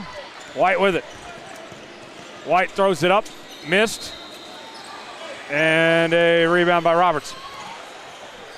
Yeah, they took their time last time down the court. Count it, and the foul. A chance for a three-point play. Austin Turner, how do you do? Strong finish. Didn't take their time that time, that's for sure. Right at the rim. Wolf, OKC down 7-0 to start. 2 minutes in. Oh boy.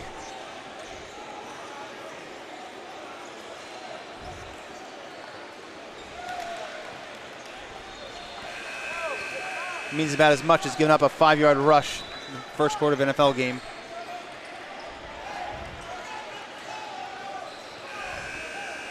So Turner will go to the line to try to complete this three-point play. Yeah, so say last time down the court, Louisiana Elite took their time, but they never really had anything going. Kind of just dribbled at the top of the key, then drove on three defenders, tried to pass it into traffic. Make that a 10-0 start for San Antonio. I can hear the life getting sucked out of your voice a little bit early here. Yeah. Those at home watching, Tyler is a huge Thunder fan, host of the Locked On Thunder podcast.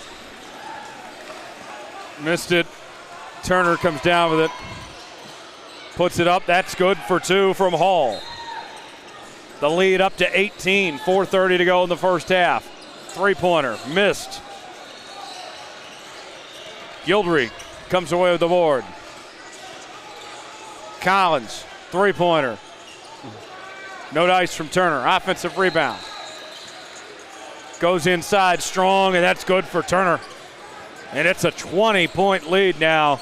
Louisiana Elite inserting their will. This lead ballooned real quick. And now that's going the other way. Keeps taking shots like that. Draws contact. Gardner will go to the line. 2 free throws. Yeah, it looks like Louisiana Elites, they've sped up Bama a little bit. Playing a little unorthodox, a little out of control. It's a recipe for disaster.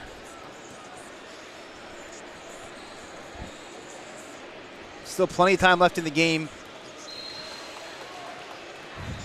Got to take good, smart shots. Don't panic. Easier said than done. Work smarter, not harder. Exactly, efficiency.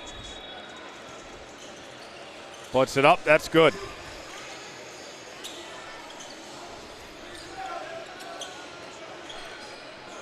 Just over 3 minutes to go in the first half. The clock on our stream is a little bit behind. Black with the jumper, no good. And out of bounds. It's going to stay with Bama, I believe.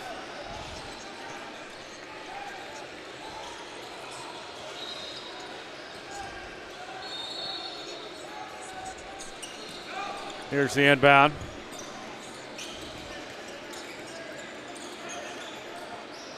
And out of bounds. Hands in the passing lanes, making it difficult.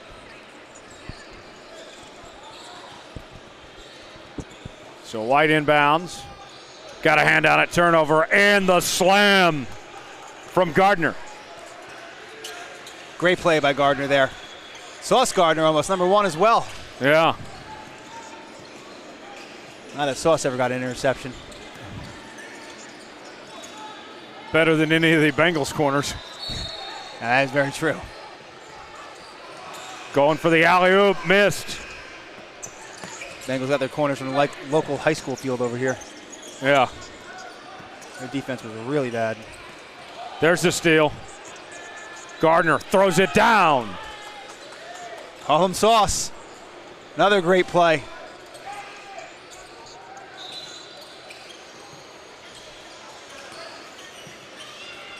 Loose ball, fighting for it. And there's a jump. Tried to split the double team.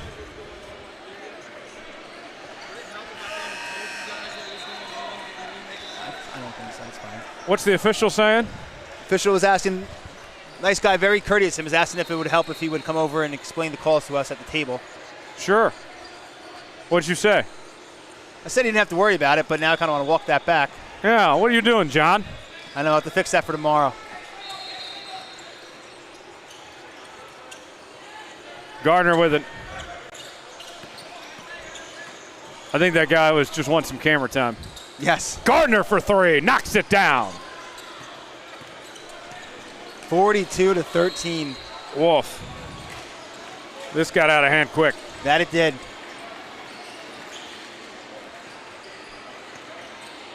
Puts up the jumper. Miss. Rebound by Collins. They just look rushed. They look sped up.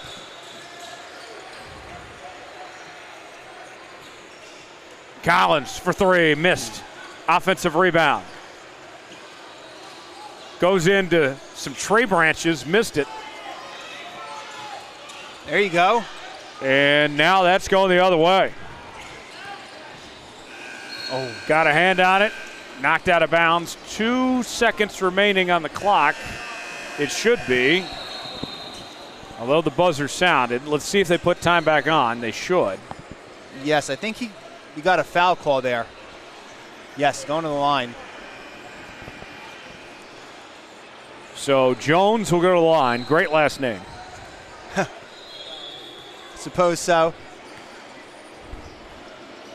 So it looks like it'll be 2 shots and then halftime. Makes the first.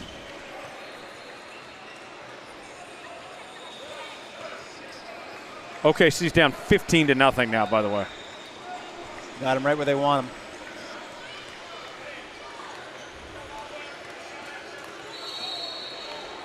And that will do it for the first half. 42-14 our score.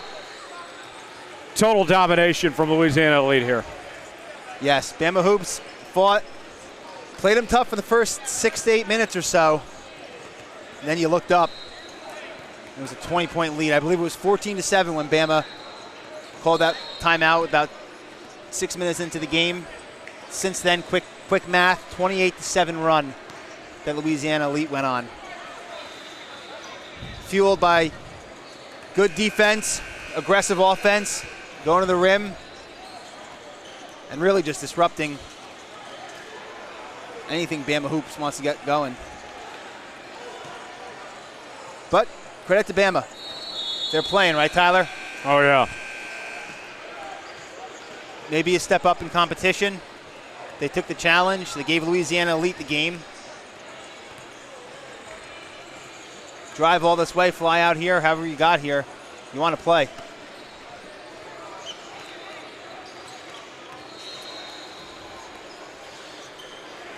What have you liked from Louisiana Elite specifically?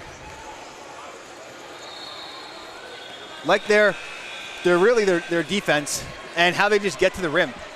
They've been going very strong to the rim, finishing through contact, and not really backing down. They're not shying away, not taking stupid shots. They're sticking to what's working.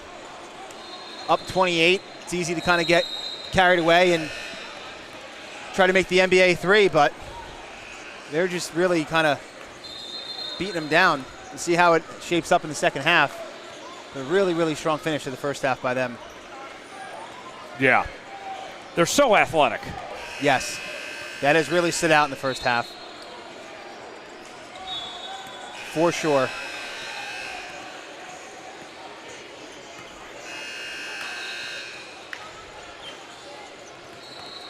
Second half about to get started here in just a few moments. I believe we'll be going to the running clock right away.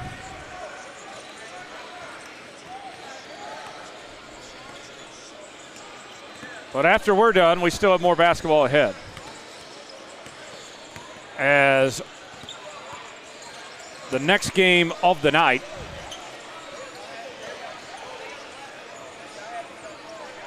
will be our nightcap. Yes, one more tonight and then a busy day tomorrow. Big day tomorrow. Got games for you every hour from 8 o'clock. So I believe the last one set the tip off around 6:50. Get out your nitrogen pills. Oh, yes. It's going to be a long day.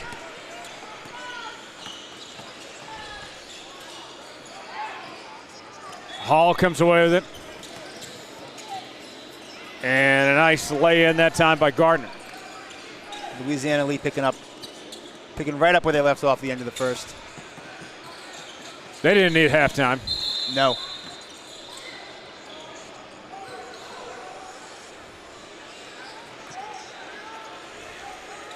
Short-handed as well, not showing any signs of fatigue, at least not yet. John, is this your first time in Cincinnati? Yes, yes it is. Same here. I have never been to Ohio before this trip. Really? I've been to Ohio years ago, actually for my sister's AAU Nationals. Okay. I was a little bit of a adamant fan back then. Up and good, no foul called. Robertson for 2. So a few weeks ago, I was up in Canada. Oh, Canada. I was talking to this bartender, and she was from Niagara Falls, Canada.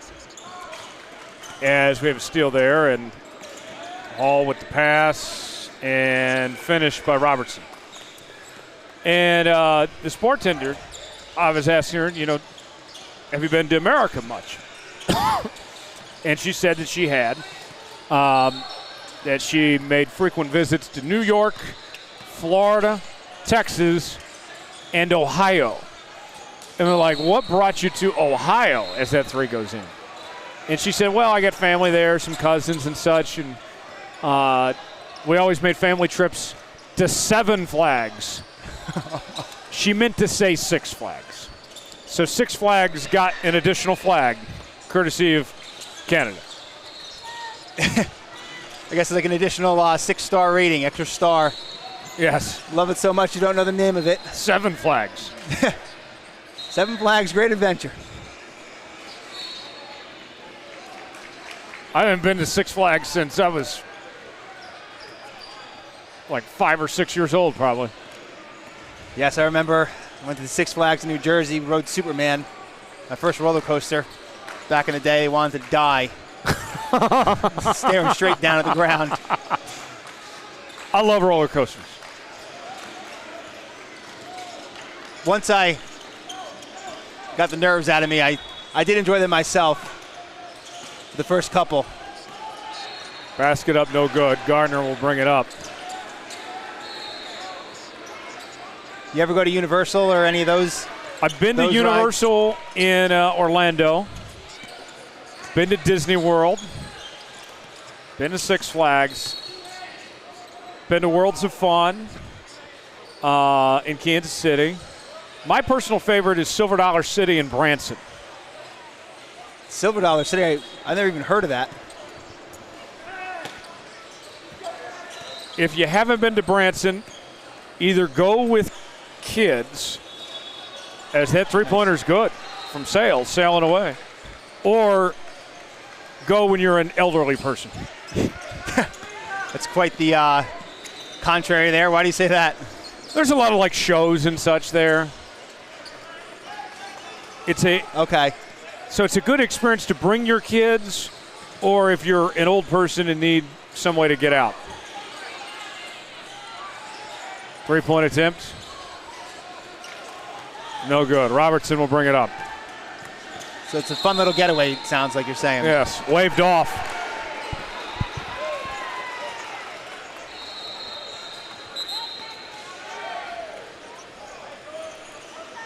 I take it that's in Oklahoma? It is in Missouri. Missouri. Showing off my geography skills.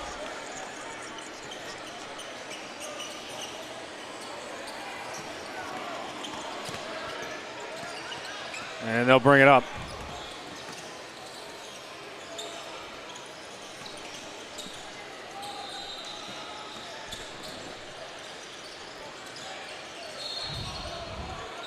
Goes up with it, missed. And Gardner comes down with it. Good defense, forces it. Gardner for three. Yes, sir. Money. And the Thunder are within 6. No wonder why your mood's getting better. Wimby's on the bench. That might help.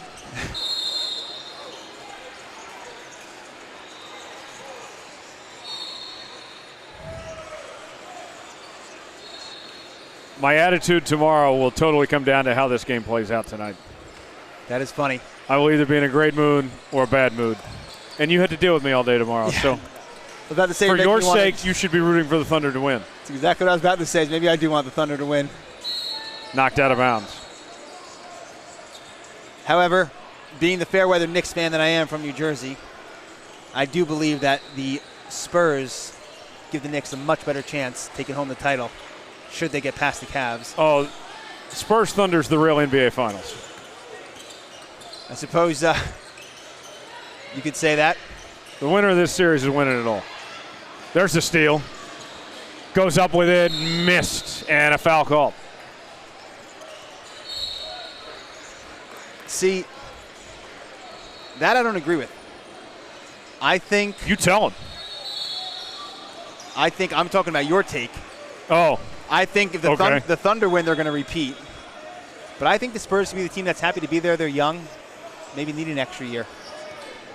what would the Knicks do about Wimby? It's a good question. It's a very good question.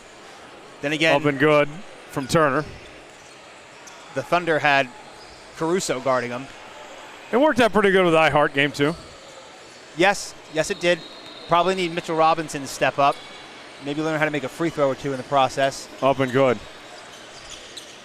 I think OG is a matchup problem for both teams. Yes. And I noticed the Knicks utilized them late. And the Cavs doubled Brunson. Kicking it out to him, got a couple wide open threes. Or at least looks at a three. Zhang Rainey foul. He'll go to the line. His last name is the weather for the weekend. Raining all day today, and I don't think it's supposed to get much better tomorrow or Sunday out here. Yeah, I wanted to go to the Cincinnati Zoo and pay my respects to a certain gorilla, but I wasn't going to do that in the rain. A real bummer. I'm going to have to extend my trip just to do that. I was thinking about what's Cincinnati known for? Harambe, Skyline Chili, WKRP, Cincinnati. Up and good from Gardner. Am I missing anything? No, I don't really think so. I kind of want to try Skyline Chili. There's one close to our hotel. I think that might be a must this weekend.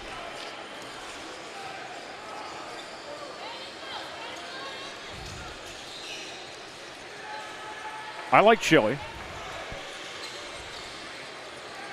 I couldn't tell you the last time I had chili, but I'll give it a shot. At least while we're out here, if it's a thing to do.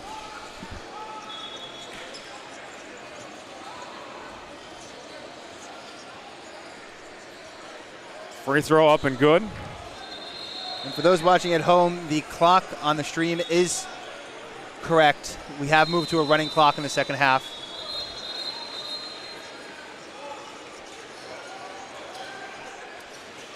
Timeout called.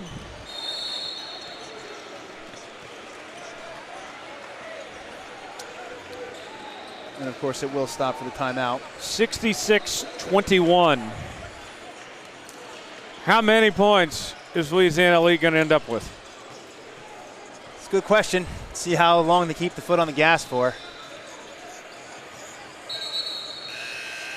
Given the late fill-in of Bama Hoops, we didn't get a chance to catch up with their coach before the game. I would have liked to talk to him. Get a better understanding of what their situation is, how far up they are playing in competition. Hopefully they can take away a couple positives from this game at least. One being that you got to play.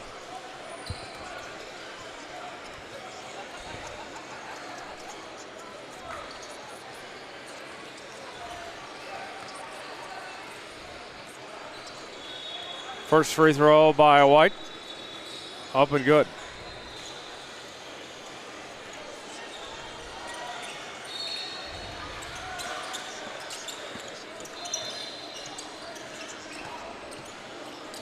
Basket up and good on the other end.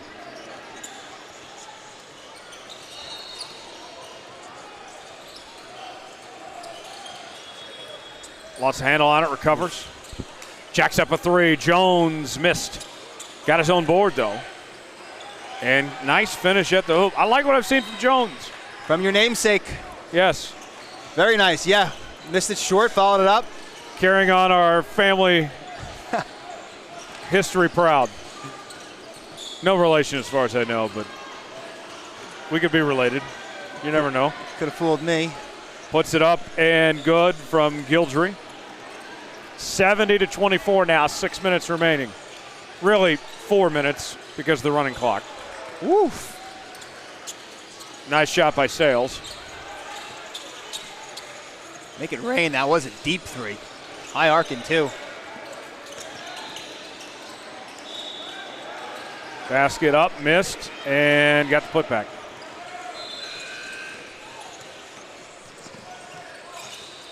Sales guarded tightly. Are you still able to see the chat? Has anyone said what division Bama Hoops is in? If they are in the same division or not? They're a next pro team. Wow, okay. We said that at the top of the show. I must not have been paying attention. Yeah, you never listened to me. What's new? I'm contemplating when we get done with this, should we Uber over to Texas Roadhouse? You know, I've never been to Texas Roadhouse. Oh, you're about to be a changed man. But I've heard good things about it. I've heard very good things about it. I'm thinking we need to go to the Texas Roadhouse. Are we not going to visit our friend in the back corner of the food court? No offense, but I need to watch this Thunder Spurs game. Knocked out of bounds. And on a TV, not my computer. Yeah. Thunder only down 3 now. What did I say? The first 6. Jared McCain. He's played well. He's played very well. Not bad for a TikToker. No, not bad at all. Deep 3. Why not? Off the iron. And there's a steal. Yeah, he hit some timely threes against the Lakers in that series. Goes up. And a nice finish by Roberts.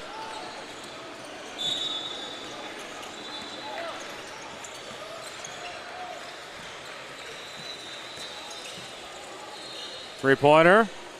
sails out of bounds.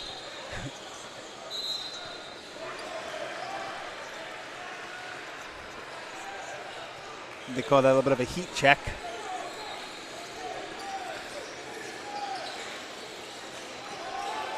Here's the inbound. All right, Bama Hoops bring a little bit of pressure.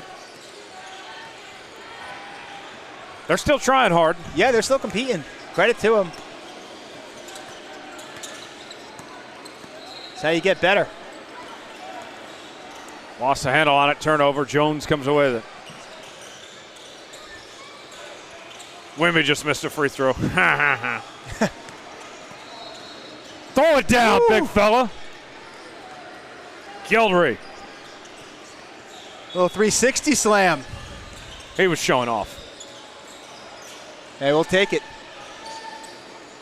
Show me what you got. Final minute. Deep three.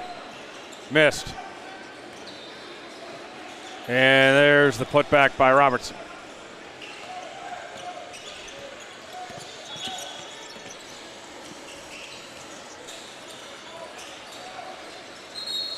After that awful start, somehow Oklahoma City is only down 4 towards the end of the first quarter. A lot of possessions, a lot of time in an NBA game.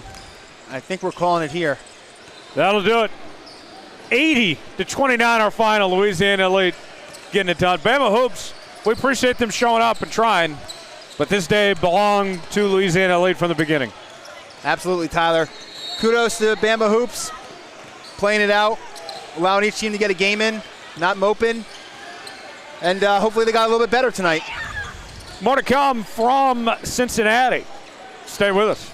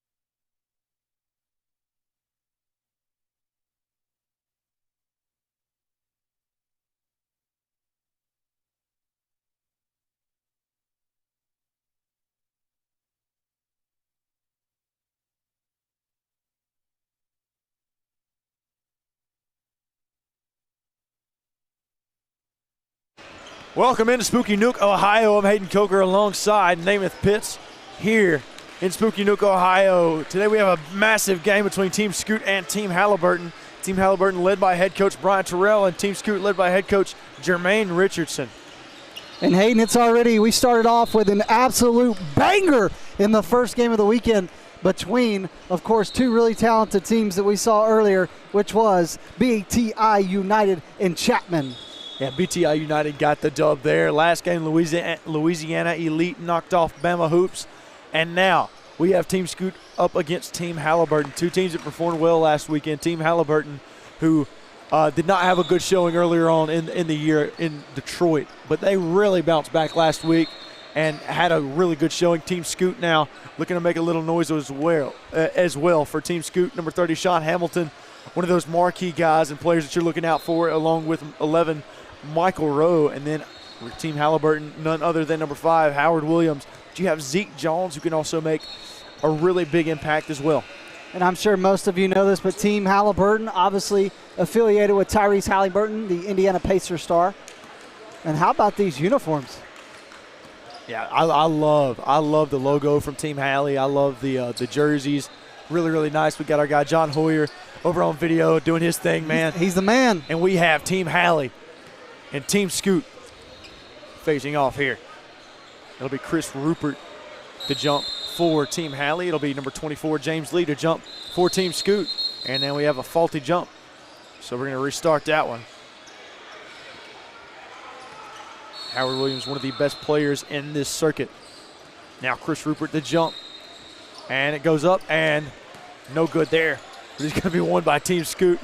Not a very good jump, but regardless, here we go. Jaden Ford to start this one off. Hey, I like these uniforms by Team Scoot as well. The red and on black looks good. Oh, absolutely. And we have whistles. I don't think the shot clock started, maybe? Doesn't sound like it. At 15, so it's going to be 15:50 on the clock now. It'll be Sean Hamilton to inbound. And Jaden Ford running point, guarded by number 3, James Franklin. That's Simbauer. Now Hamilton, back outside, that's Ford. Ford, nice handles from Ford. Now Hamilton from deep range, and to start this one off, we have a miss for our first shot of the game. Nice board. How about the big man trying to shoot the 3? And down low, we've got a tie up, and it will go to Team Halliburton. And Sean Hamilton just missed on the three-pointer from way outside. And they did call that a travel. So it was a travel down low. And Team Halliburton will take over. It's Ed Bullock to inbound to James Ferguson. Some sloppy play to start. And that Team Scoot goes to that 1-2-2 zone.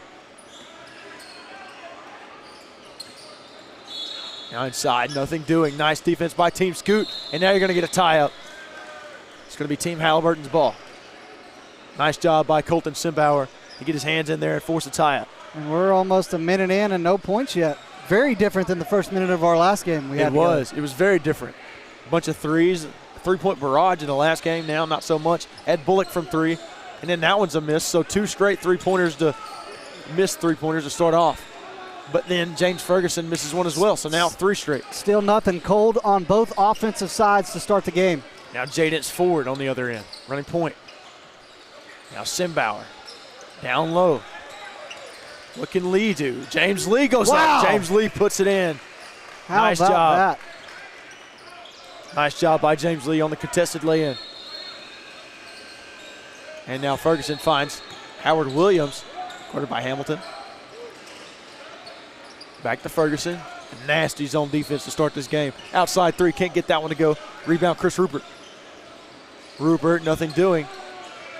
Now Team Hallie, all sorts of, seems out of sorts at the moment as they missed that one. And that was a Halliburton type of shot he took right there too.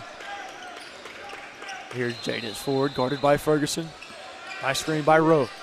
Outside, that's Ford. Can't get that one to go. As Ed Bullock goes flying, and it'll be James Ferguson going the other way. Williams now outside for Team Hallie. Woo! Oh, yeah. And Howard Williams gets that 3 to go to start it off for Team Hallie. That's a second 3 attempt. He gets that one to fall. Beautiful shot from the perimeter. 3-2 your score, 13:50 remaining. Now Hamilton, guarded by Rupert. Some nice handles. My goodness, inside. Hamilton can't get it to go. It didn't look like the up and under was needed there. He tried it anyways. Hamilton will drive, and he stepped on the line. It'll be out of bounds. Team Halley ball. And Hamilton's a big man that likes to have the ball in his hands, isn't he? He does. He can dribble it too, man. He can dribble it. He can shoot. Okay, check that. So it's still gonna be Team Scoot's ball. Trying to figure out exactly what happened. And 3-2 is the score. Now outside Hamilton, and stolen away by Ed Bullock. Nice defense by Bullock. Now Zeke Jones from way downtown. Can't get that one to fall. And now we've got a loose ball. They're going to say, I believe it was James Lee who had the ball or had touched it and was out of bounds at the time, so it'll be Team Halley ball. James Ferguson to inbound.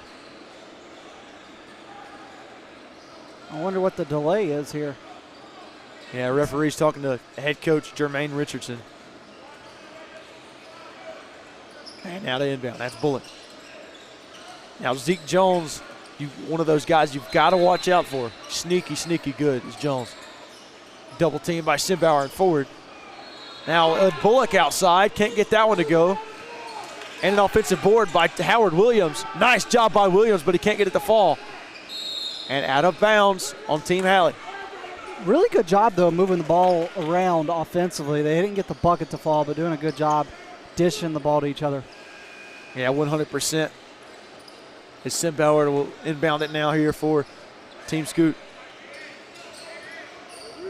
And Jaden's forward, you've got to look out for him, man. Really good point guard. Super, super athletic and quick. Super twitchy. He's got everything you need in a starting point guard. And right there, a deep three for Ford. Doesn't get that one to go. Air ball. That might be just a tad out of his range there. Just a little bit. But he was feeling himself. I enjoy it. I like it. And now here we go. Here comes Ferguson. Now to Bullock. Outside, that's Jones. Jones inside. Nothing doing. Nasty defense here by Sean Hamilton and this Team Scoot team. Now they're going to call a foul down low. Did they call that on Sean Hamilton? Believe they did. So it'll be Team Halley ball. And Rupert all the way to half court. Only 3-2. And here we go. Nearly 4 minutes in, only 5 total points scored. Outside three by Zeke Jones. Can't get that one to go. And Rupert puts it up, and he gets to his point total. 5-2 now, your score outside. Michael Rowe now. That's James Lee, guarded by Rupert. Nothing doing. Nice defense by Rupert, and now a steal. Here comes James Ferguson the other way. Ferguson up and can't get it to go. And now a loose ball gathered by Team Scoot, and Jaden's forward the other way. Forward up, forward. Can't get it to go. Rebound by Lee and blocked by Jones. Out of bounds. It'll be Team Scoot's ball. Well, this is a much different pace of game than the one we saw the first time tonight. Slow offensive outing so far for both teams. Absolutely. It's 5-2, and we are almost, well, it's 5.5 minutes in. But I mean, still, this is a lower scoring game than what we are anticipating.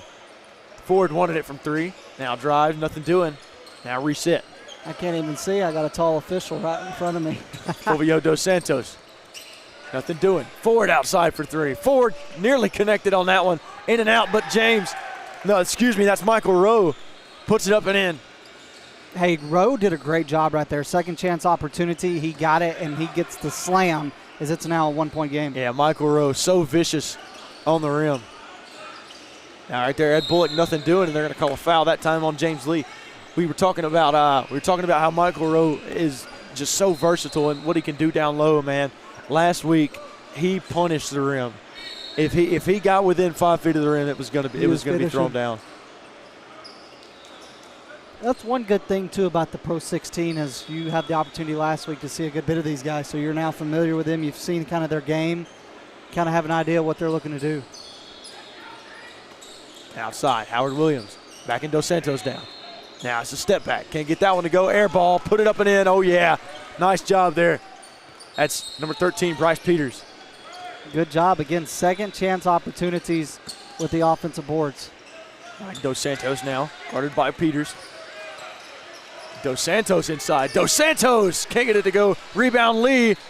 Nearly slammed it home, but he can't. But he gets another rebound and puts it up and in. Nice job by James Lee on the offensive boards. Again, offensive boards, offensive boards, offensive boards. If you get offensive boards and gives your team second chance opportunities, you're in good shape. Howard Williams shot that one from Illinois. Couldn't get that one to go. Now Jaden's Ford on the other end. Ford drives. Ford wants it. Ford up. Ford can't get it to go. Rebound by Peters. And now a lob there. And some sloppy basketball from both teams right now. Both teams have got to clean it up. Inside, Kel Wesley. He does just that. Absolutely tough job, but he finished it. Yeah, tough bucket there from Kel Wesley, who's sneaky good. Outside shot, no good. From inside the three-point line. Now here comes Howard Williams on the other hand. That's Peters. Now Wesley. Wesley down low, outside. Howard Williams for three. He gets it to go. Nice job, Howard Williams. Pulling out the first one for Howard Williams from three. The second three-pointer he's hit tonight as he increases the lead to 6, the largest lead of the night so far for Team Halliburton. Nice job by him outside. 12-6 now your score. 9:41 remaining here in the first half. Howard Williams with yet another three as his second of the game, as you said. And this is one of those games where you really look forward to see some of the bigger stars on each team. Absolutely. Well, Sean Hamilton, Howard Williams, looking to see what those guys can do, but you wonder if both those guys go cold. Can guys like James Ferguson, Zeke Jones, Kel Wesley for Team Halley, or will it be Jaden Ford, Fulvio Dos Santos, Michael Rowe, Colton Simbauer, James Lee of Team Scoot? Like both of these teams have several guys that are just about it. And yeah. Coach Richardson very animated with Team Scoot. Need to see Sean Hamilton and Michael Rowe get it together a little bit for them offensively. Only 6 points, but they've had many opportunities. They just haven't been able to capitalize and get the ball to fall into the net. They have. They've been decent here on the offensive boards too, so if they can improve that, or just keep it up, I mean, that's certainly a bonus. If you continue to rack up those offensive boards, Team Alley will get tired and it'll pay off down toward the end of the game. Outside, Jaden Ford drives, the kick. That's Hamilton from three, and Hamilton can't get it to go. Struggling from three. Lee inside, finishes it. Good job inside, good finish. Phenomenal job by James Lee down low. Now Halliburton looking to respond. Wesley back to Peters. Peters, nice job defensively by Jaden Ford. Ford, easy layup and in. Ford did a good job right there, getting the steal and then taking that one in transition, gets the easy finish with the layup. 14-10 now your score. Peters finds Bullock inside. Now back out. That's Williams for three. Can't get that one to go. Rebound by Hamilton. Now Ford. Dos Santos gets it to go. 12 all your score. I was going to say, I think you messed up with the 14. Yeah, I think he did too. But we are tied back up with 8 minutes and 38 seconds left in the half. Now Ed Bullock down low. That's JT Meyer. The kick. Nothing doing right now for Team Halley. Phenomenal defense by Scoot. Now they're going to call a foul on Williams. Excuse me, no, they're going to, sorry, my bad. They're going to call a foul on Sean Hamilton. Hamilton got his elbow out just a tad and bumped Howard Williams, and they'll get him for the foul call. And that's the third foul now on Team Scoot. It'll be Remy Guerrero and Dennis Esamude checking into the game here for Team Scoot. Now Bullock wants a three. Bullock can't get it to go. Rebound by Peters. Nice job on the offensive boards. But Hamilton. And Dennis. Stolen by Peters. Now Howard Williams wants one. Still can't get it to go. And now both teams kind of going cold. Yeah, they've been kind of cold since we started tip-off. They have, We're man. at the halfway mark of the first half almost, and we only have 24 points on the board for both teams combined. And you saw a couple three-pointers fall, but now it's just been one of those things, you know, and even Team Scoot got back into it. It still hasn't been one of those quickly scoring offenses that we're used to seeing from both teams. Right. Zeke Jones now back out. Outside three. Another missed three from Team Halley. Now back to Zeke Jones for three. And another missed three by three. Halliburton. And now down the court, nearly stolen by Guerrero. Jaden's Ford with a nice pass. Nothing doing down low. Back to Ford. Now Ford dancing around. Nice screen by outside. Esamude can't get that one to fall. And another offensive board. Goodness gracious. Who's going to get the ball? And now we finally have a little bit of a reset. Noah Tyler has it, and now back to Christian Bartle. Here we go. That's Bartle down low. Bartle with the spin. Outside. Nothing doing. What can we get now? Zeke Jones. How about it, Zeke Jones? Oh, yeah. Silky smooth from Zeke Jones. And he puts it in. And he gets that one to fall from the free throw line. Great mid-range jumper that falls for him.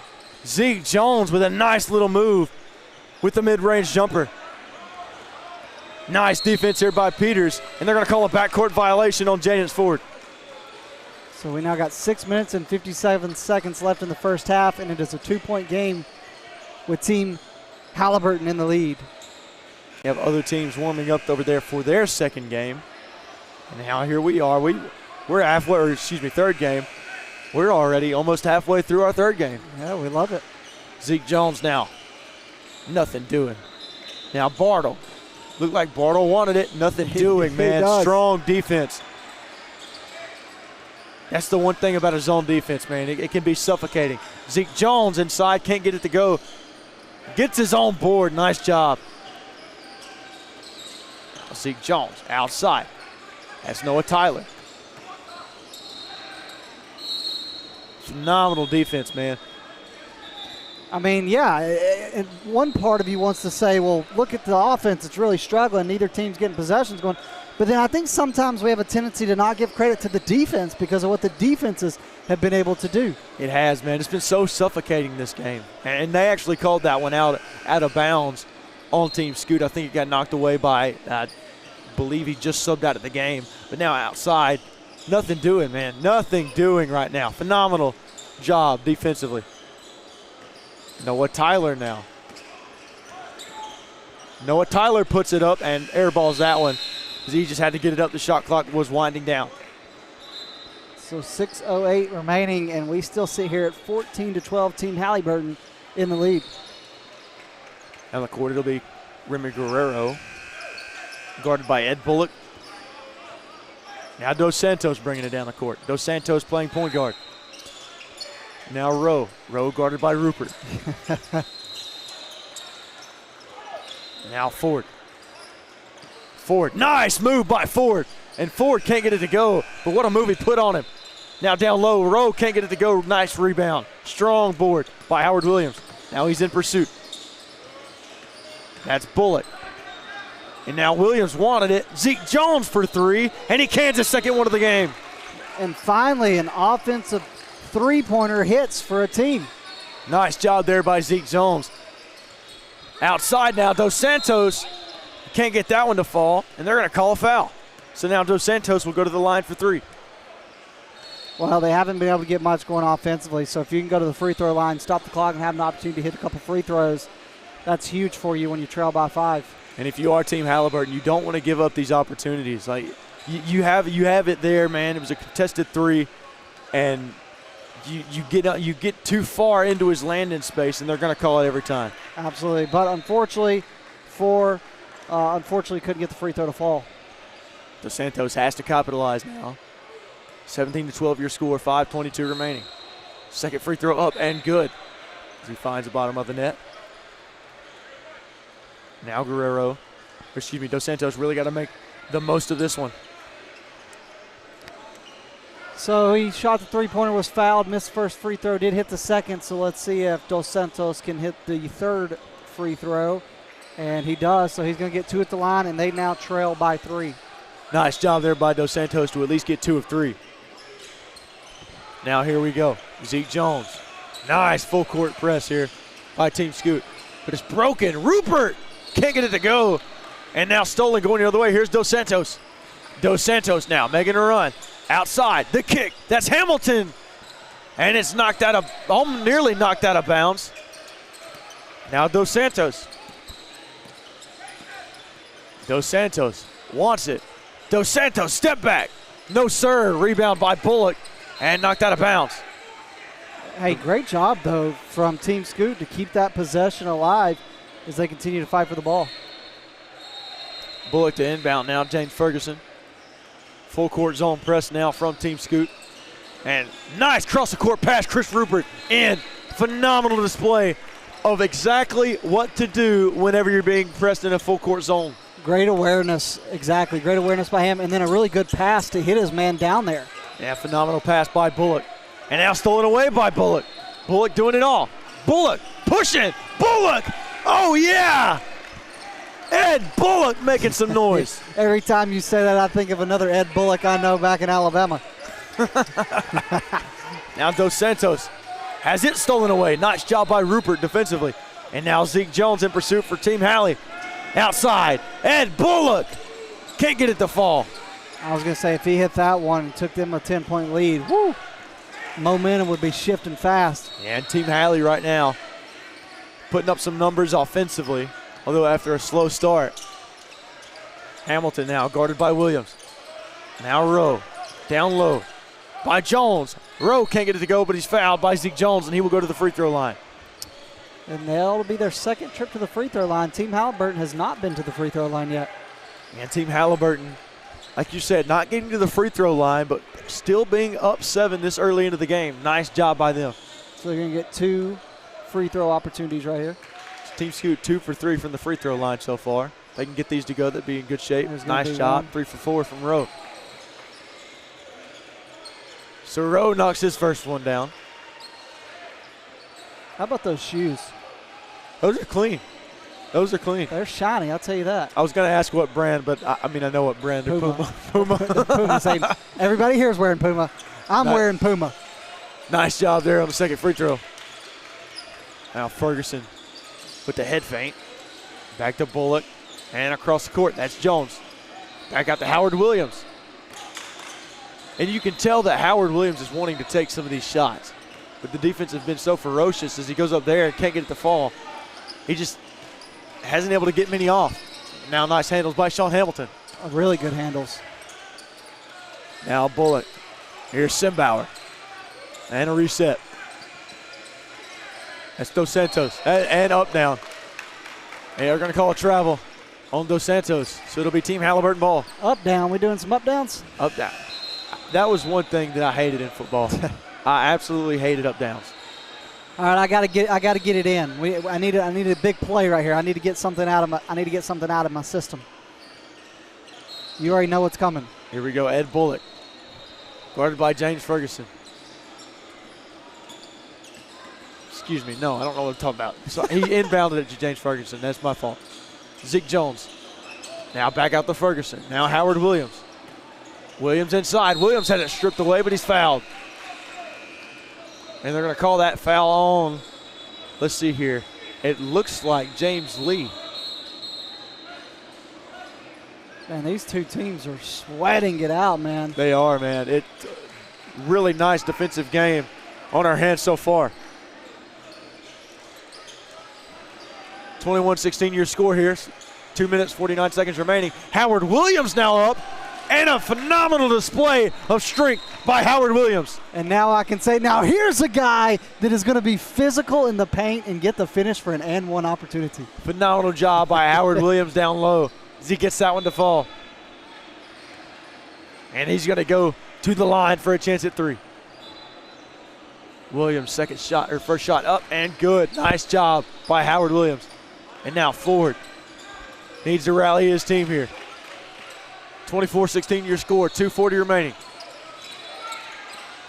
Here's Ford, nice screen.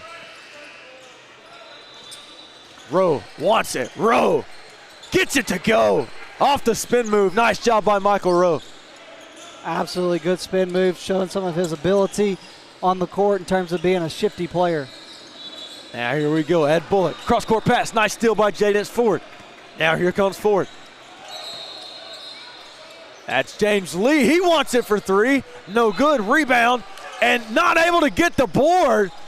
And now just like that, Team Scoot having themselves a heck of a past 30 seconds. Yeah, that was a big momentum shifter right there. You're now talking about a 4-point swing. This is now only a 4-point game with 2 minutes and 6 seconds left in the first half. Williams and Bullock both went up for the rebound and got tangled up in the process, and James Lee just stole it away. Across the court, Zeke Jones, he's got it for 3. Can't get it to go. Now rebound, Ed Bullock. Now Peters. And now this zone defense is so suffocating, man. They're doing a really nice job so far as Kel Wesley has it stolen away. Here comes Ford. Ford, drive, Ford! Can't get it to go. Rebound by Kel Wesley. And now he wants to run the court. Here's Ed Bullock. And man, now are here these we go. teams moving fast. Kel Wesley for 3. Surprised he didn't call a foul there. Yeah, I would have. And now Ford going to slow it down here for Team Scoot. 1:24 remaining here. 24-20 your score. Team Halley on top. Ford guarded by Wesley. Ford dancing around. Just, my goodness, his handles. He's so quick and twitchy. Look at that main move. Now stolen away there. Nice job. There's Peters. Peters on the run now. Peters up. Peters in. Nice job by Bryce Peters. Good play. Got caught up in traffic right there, but got the finish. That time Zeke Jones knocks it out of bounds. That'll be Team Halley with a nice little deflection. Team Scoot still with it. Yeah, I think Kel Wesley. Let's see here. Surely not, right? I was about to say, yeah, that's Team Scoot's ball. There we go. Now Ford to pass it in here. Went out on Wesley. So Ford to inbound here.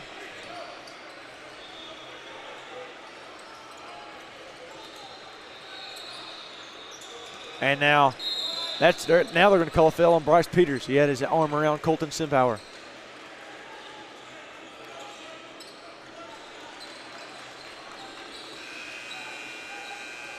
All right, here we go. Team Scoot ball. Simpower now to inbound. It'll be Jaden Ford with it. Now Ford. Guarded by Wesley. Nice handles by Ford. Ford works around the screen. Now Simbauer. Simbauer down low. Back out to Ford now. He's got to get it off. Simbauer for 3 open. Oh, yeah! Colton Simbauer. And now he's feeling it. I've been waiting for him to get an opportunity like that, and he made them pay. And now it's stolen away, nearly stolen away anyways. And JT Meyer now fouled on the other end, and he's going to go to the free throw line. Phenomenal opportunity by Michael Rowe to get a steal there, but he lost control of it, and JT Meyer is now going to go to the free throw line because of that. They almost were able to get a turnover right there, though, and that would have been huge to maybe get that final shot of the half. Meyer now at the free throw line. Meyer shot up. Meyer shot no good. 26-23 here with 20 seconds remaining.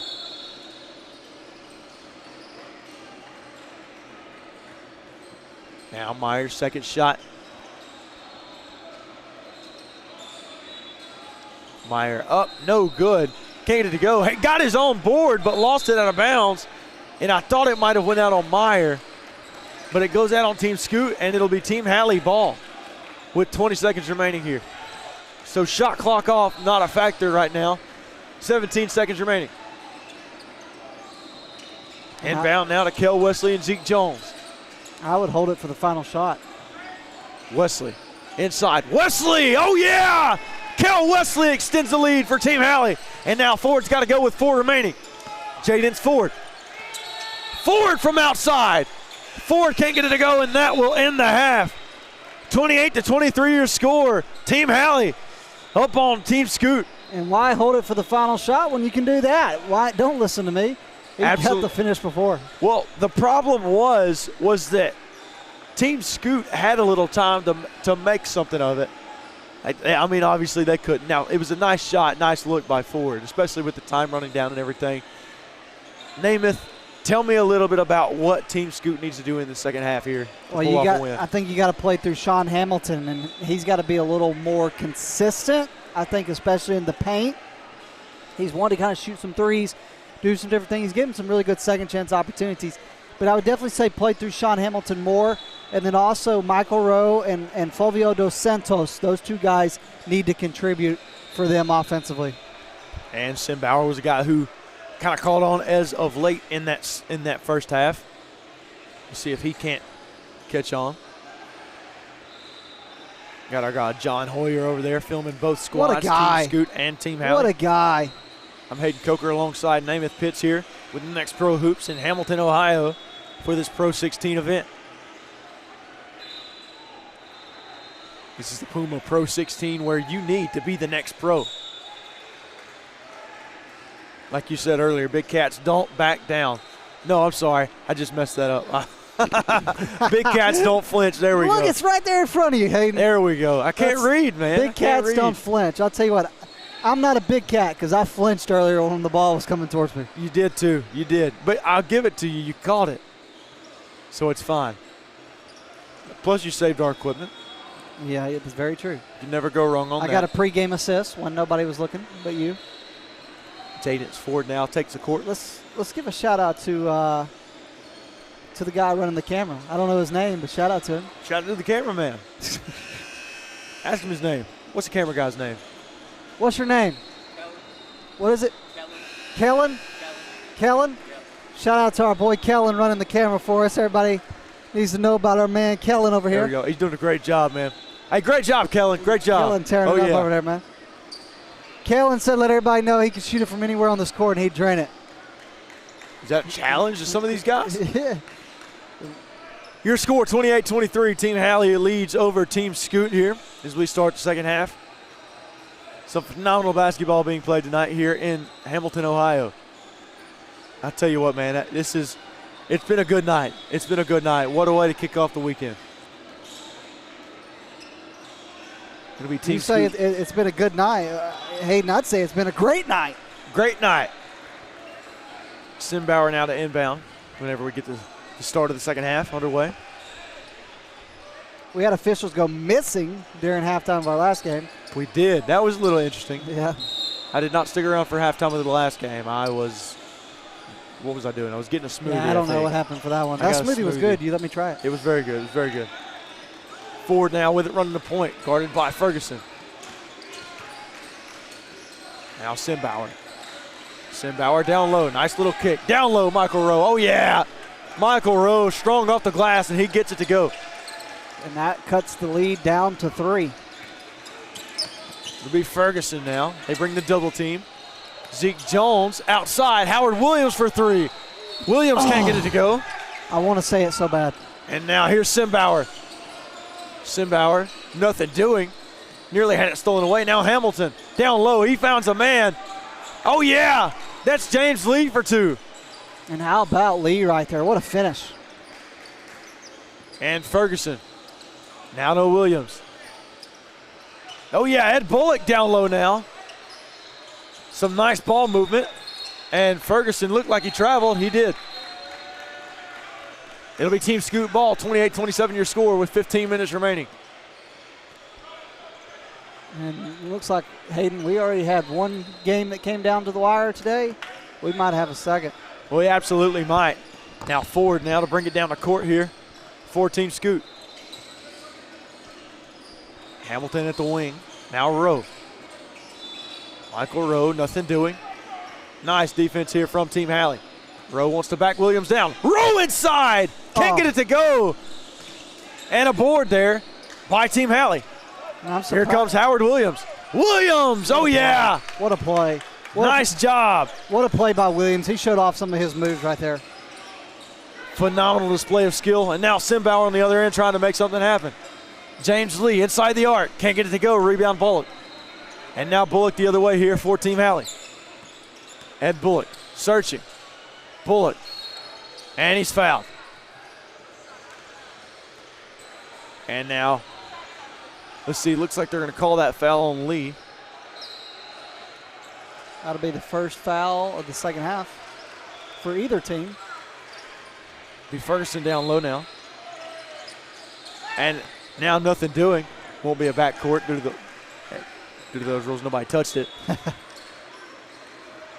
it'll be Ferguson now. And Ferguson, they're going to call a kickball on Sean Hamilton. Something being yelled.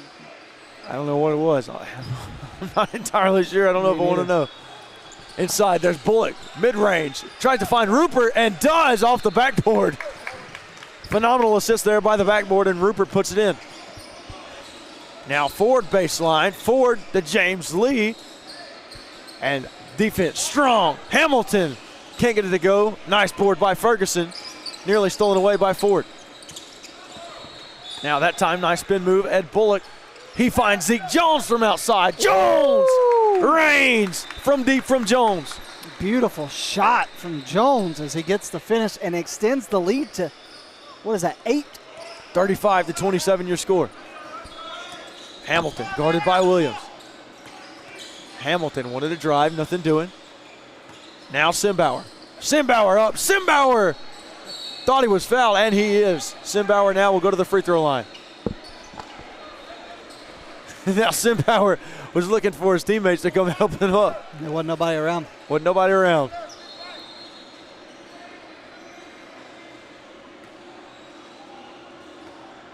Now, first shot out from Simbauer. Can't get it to go off the back iron. JT Meyer now checks into the game here for Chris Rupert.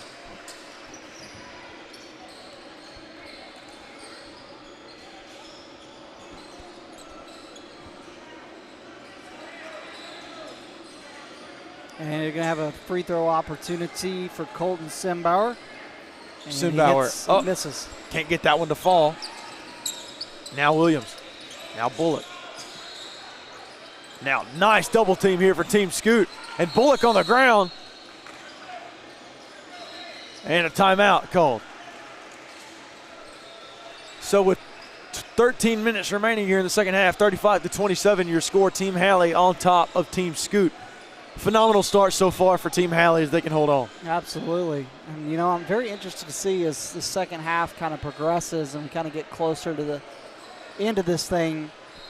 I think for Team Scoot, it's just putting offensive possessions together. They haven't been able to really put offensive possessions together. They just kind of get a big shot here and then they don't get back on defense. And that's what they've got to look. That's what they've got to look forward to in the second half, man. Team Scoot, they've got to put something together because they just haven't been able to do so far. Right. If Team Scoot can maybe put together a possession or two where they put it up and in, and or hit a three or two. Right. Then look, they're back into the game. They're only down 8. It's not like it's over. But if you take a look at what Team Halley's doing right now, they're certainly in control of this basketball game. Yeah, we just got to see, you know, I mean, Tyrese Halliburton, I wish he could be here to see how they're playing right now, though, because they're playing really, really good defense. They are playing a really good brand of defense, man, and I'm excited to see what this second half has to offer. Now Team Scoot back onto the court here. 13 minutes remaining, 35-27 your score. I'm Hayden Coker alongside Namath Pitts here with Next Pro Hoops in Hamilton, Ohio for this Pro 16 event.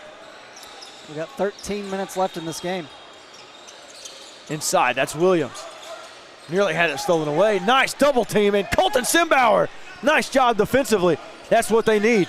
Now Ford outside. Ford can't get it to go. Rebound by Meyer, and here we go the other way. And just when you think that Team Scoot gets something going, it doesn't go their way. And now a foul called down low. Yeah, and that was obviously a second chance opportunity that Jordan Meyer was going for right there, and then he got fouled on the putback, and he'll go to the free throw line. Meyer 0 for 2 from the free throw line so far today. We'll see if he can capitalize on one of these.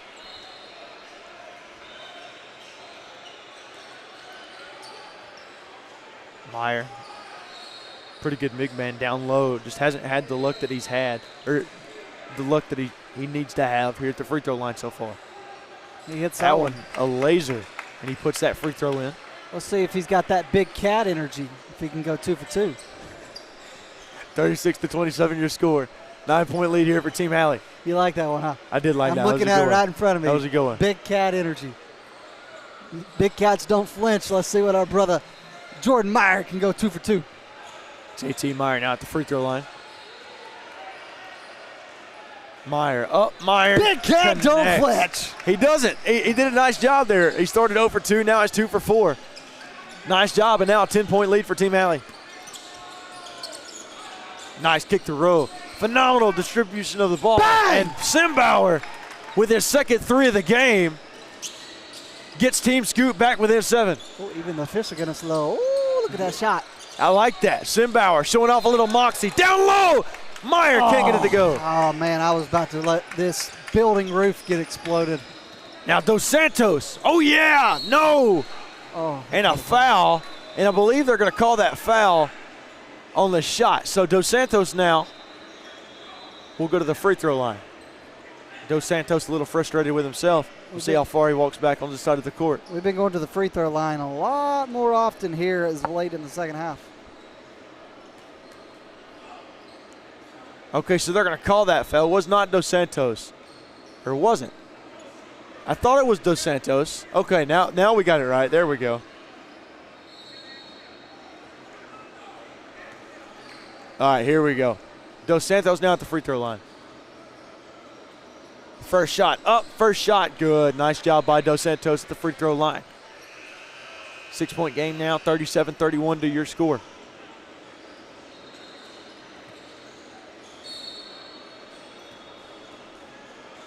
Second shot up, second shot, no good. Rebound Meyer. And now here comes Team Halley. Nice soft pass from Howard Williams. Now outside, that's Zeke Jones for 3. And Jones can't get it to fall. And now here we go. Ed Bullock for Team Scoot. Woo! Oh, yeah. And this one's getting closer. How about Dos Santos? And now Bullock on the other end gets it to fall. And he was just left wide open. Dos Santos to Rowe. Now we've got some points on the board. Here we go. That's Kel Whistler to Zeke Jones now. Meyer loses it, and nice steal by James Lee. Here we go. Here's Dos Santos. Dos Santos. Nothing doing. There's now Ford. Ford down low to Rowe. Rowe inside. Rowe! Can't get it to go, and rebound by James Lee. And let's see, I think they're going to call out of bounds. I think James Lee landed on the baseline, so it'll be Team Halliburton ball with a 4-point lead. I'll tell you, both these teams are being physical. I mean, this has been a defensive tone-setting game since the first tip-off. It most certainly has. Over the past few minutes, teams starting to catch on a little bit offensively. Now Bryce Peters back into the game here for Team Halley. Now down low, that's Rupert. Rupert wants it. Rupert traveled. So turnover there by Team Halley. It'll be Team Scoot's ball. I was waiting, too. I thought he used a little bit of elbow there. I thought he did as well. They call it travel. It'll go the other way. Team Scoot with it. Ford to play a little point guard. And now a full court zone press here for Team Halley. So what we've seen a little bit of a zone press here from Team Scoot. Now Team Halley wants to return the favor. Dos Santos wants a 3. 3 can't get it to go for 3. And now here we go. That's Bryce Peters. Peters finds Williams down low. And Williams puts it in. What a dunk. What a finish. And now that one tipped out of bounds. Team Scoot will still have the ball. But a nice job defensively trying to get that steal. So Team Scoot ball now, forward to inbound.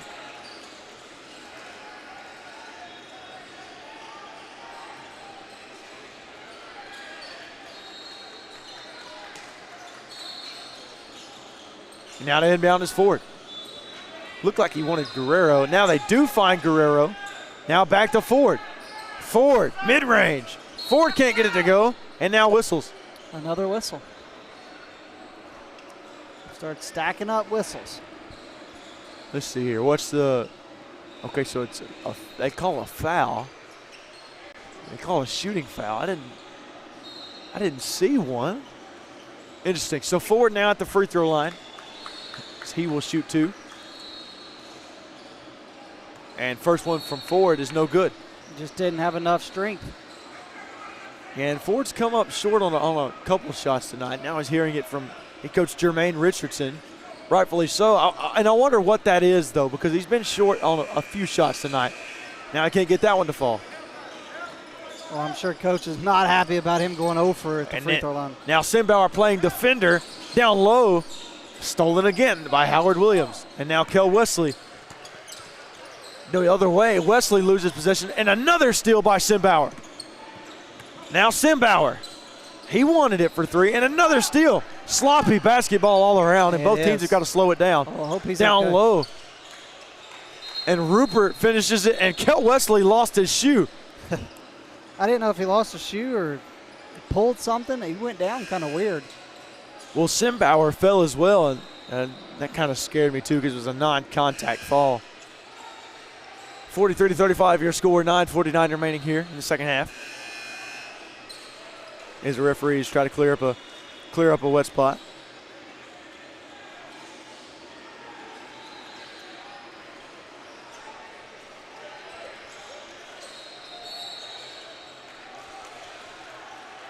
And here we go. It'll be Team Scoot ball. Dos Santos to inbound, forward running point.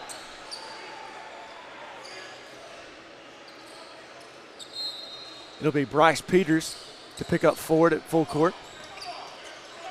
Nice defense by Peters, but forward. Phenomenal job to break the press. Dos Santos now. Dos Santos wanted it from mid-range, nothing doing. Forward from outside. Forward can't get it to go, and he's ice cold from three. Now a loose ball, but Ford with the rebound. Ford, nothing doing. Now Hamilton, 14 on the shot clock. Loose ball now, stolen away. Here's Peters. Now Howard Williams inside. Williams, oh my! Howard Williams, behind the back, no looker, and he's fouled. That's one of those highlight reels we're going to be sharing on Instagram later because that was an unbelievable job in traffic, and he gets the and one opportunity. Timeout called on the court as before Howard Williams goes to the free throw line for a chance at three, and that extends the lead to 10 points. 9:14 remaining in this game. Like you said, largest lead of the day for Team Halley as they are now up 45-35. So a 10-point lead here in Spooky Nook, Ohio. Team Halley looking to convert on some what's the word I'm looking for? Momentum. Absolutely. That they've had over the last few minutes. Really shift their way. Team Scoot was starting to battle back into it. Got within three, I do believe, and I don't believe it was tied at one point, but I believe it was a 3-point lead by Team Halley. And now they've just kind of exploded over the last few minutes. Now a 10-point lead. Right. Just want to keep building.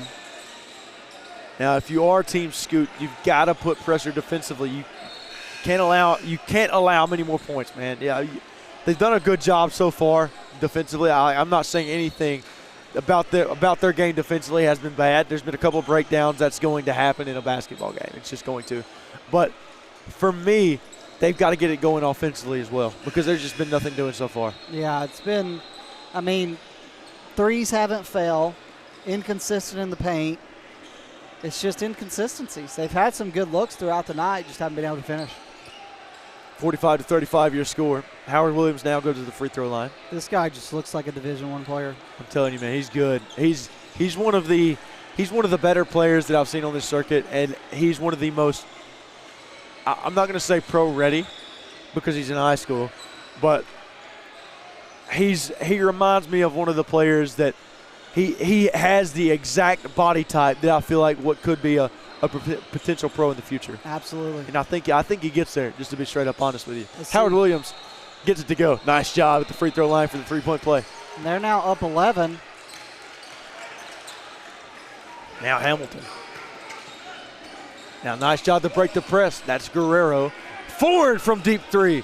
Can't get that one to go, and Ford is struggling from three. Hamilton inside. Hamilton, nice job. And I was wondering if they were going to call an and one, but they did not. Now outside, Zeke Jones now travels the baseline. Zeke Jones! Yes, sir! What a response by Zeke Jones. And now Zeke Jones is putting on a clinic.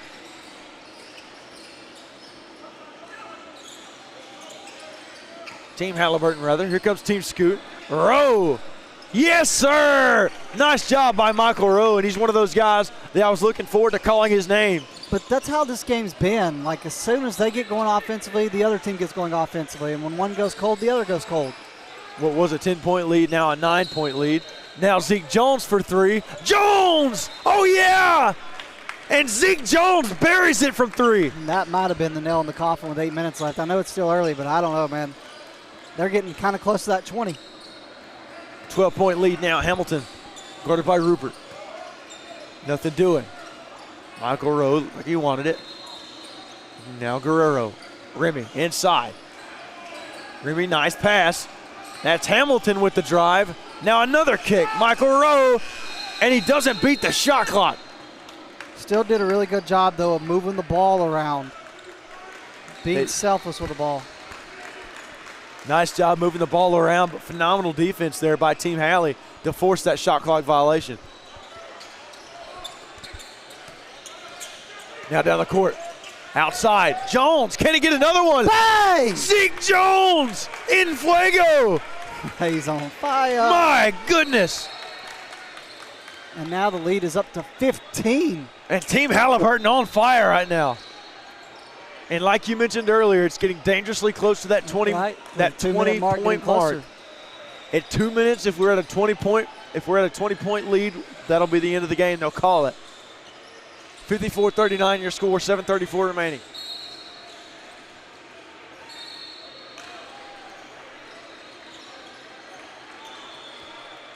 It'll be Hamilton now to inbound. Let's see if they can get some offensive momentum, because right now Team Halliburton has it all. Nice defense. He splits the defense now.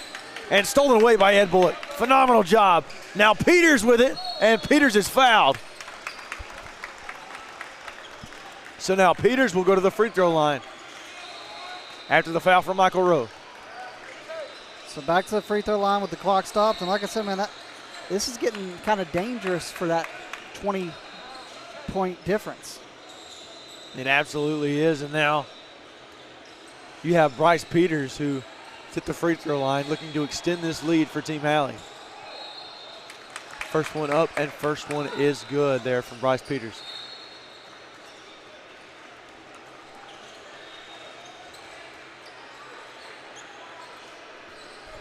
(55-39) your score, 16-point lead, 7:15 remaining. Shot up, shot is good, rattles in. Nice job by Bryce Peters at the free throw line.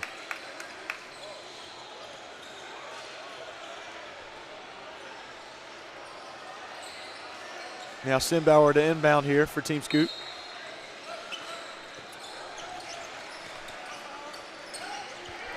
And Team Scoot tried to break the press. They do. Forward with the lob. Can't get that one to go.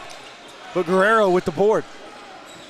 They got to get some points and kind of start beating into this deficit a little Nice bit. snag by Simbauer. Can't get that one to fall, though. Still a loose ball. They're going to say it went out of bounds. So it'll be out of bounds here.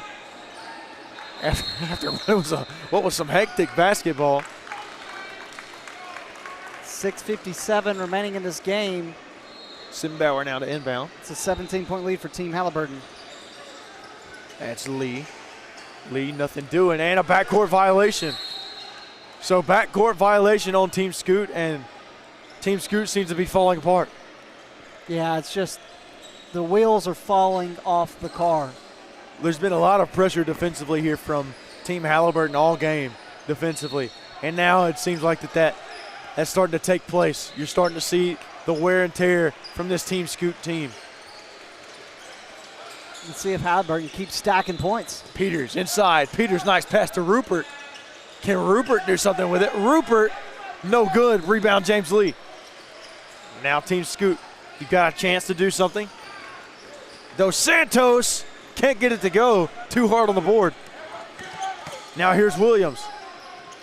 Williams pass to Peters. Inside, Rupert for two. 19-point lead.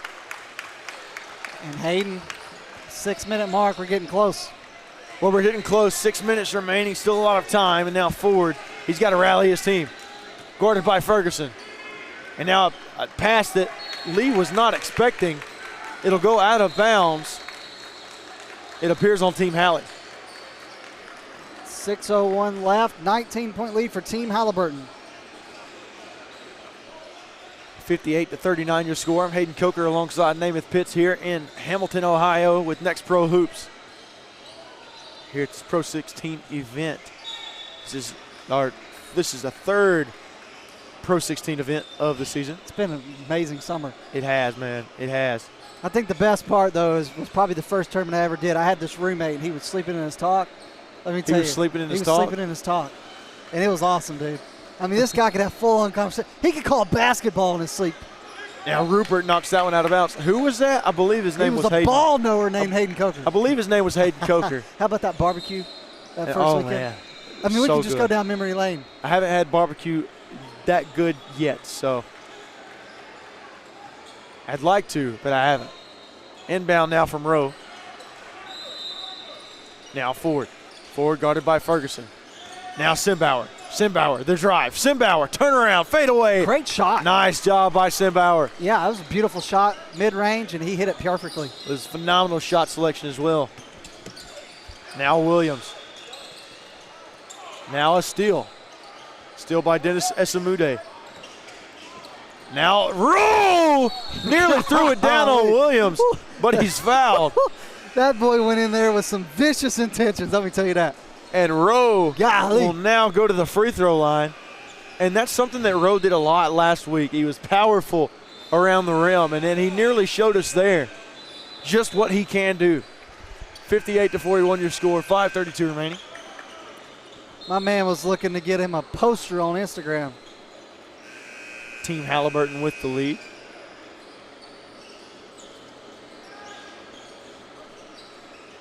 Yeah, that would have been an insane one. Yeah, it would have. But he couldn't come up with it. Man went in with vicious intentions, ended up at the free throw line. But you got to finish and get your points here. Let's see if Rowe can get two. 17-point lead. See if he can pull his team within 15. First free throw off the mark, and got to take advantage of those opportunities Absolutely. when they are given. When you're trailing by 17 this late, 2-minute mark's getting closer, time stops, you got to capitalize on free throws. Rowe's second shot up. Rowe's second shot. No good. And now a wasted opportunity at the free throw line. Now James Ferguson and Howard Williams with an attempt to run clock down.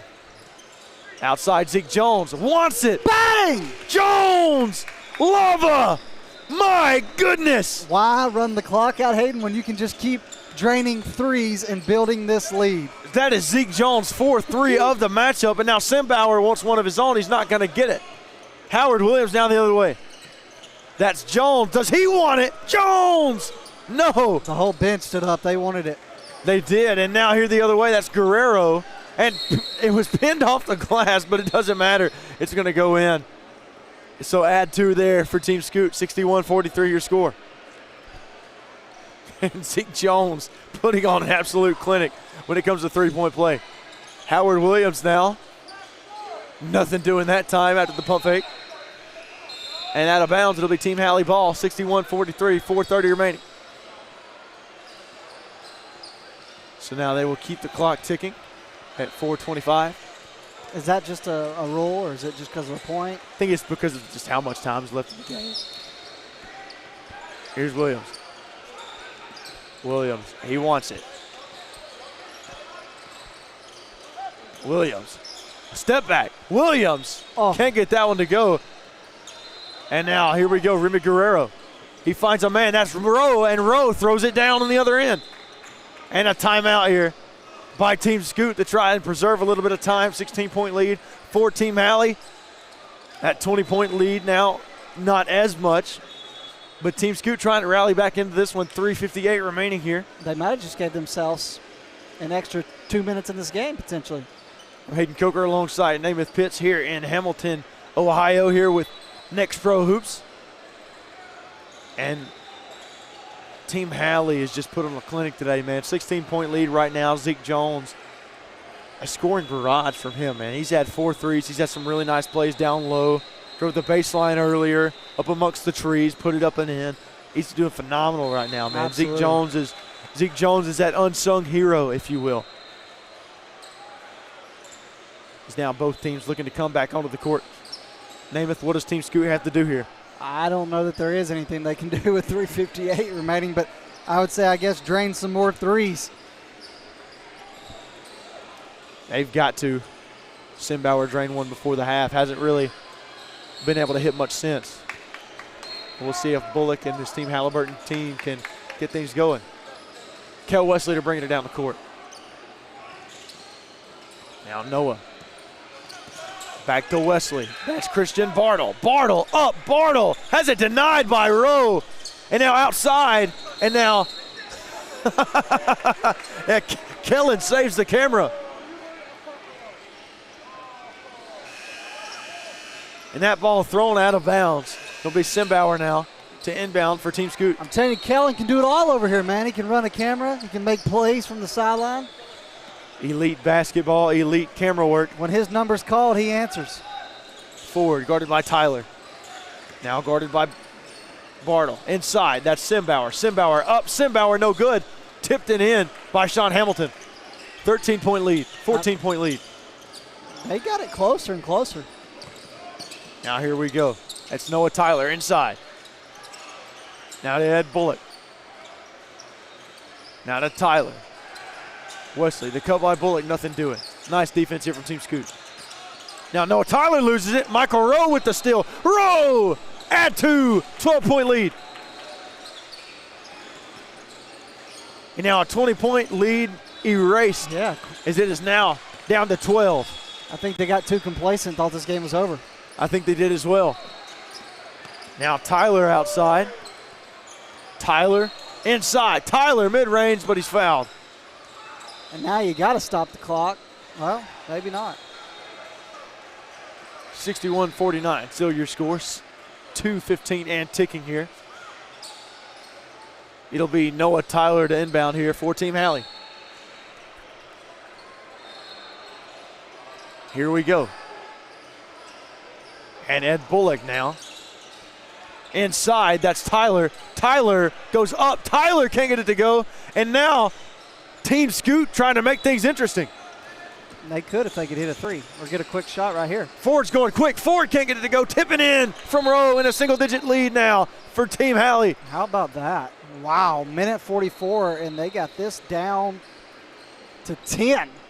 Excuse me, not single-digit, not quite. 61-51 your score. 1:44 remaining, and Team Scoot trying to scratch and claw their way back into this ballgame. I still think the deficit's a little bit much for them to be able to overcome, but credit to them for getting it even back within 10 within the last few minutes. Absolutely, and it's one of those situations right now where if Team Scoot can come out of the timeout, you know, maybe hit a couple threes, get a defensive stop or two, that's huge for them. That is absolutely huge for them. But right now they've got to get a stop. They've got to get a stop, and then they have to score some points. Absolutely. I mean, I really thought this game was going to be over at the 2-minute mark. 61-51 your score, 1:44 remaining. I'm Hayden Coker alongside Namath Pitts here in Hamilton, Ohio. This Pro 16 event here with Next Pro Hoops. Night one of a 3-day weekend. We got 11 games on tap for you guys tomorrow. We've got some good ones tomorrow, man. I'm super excited for it.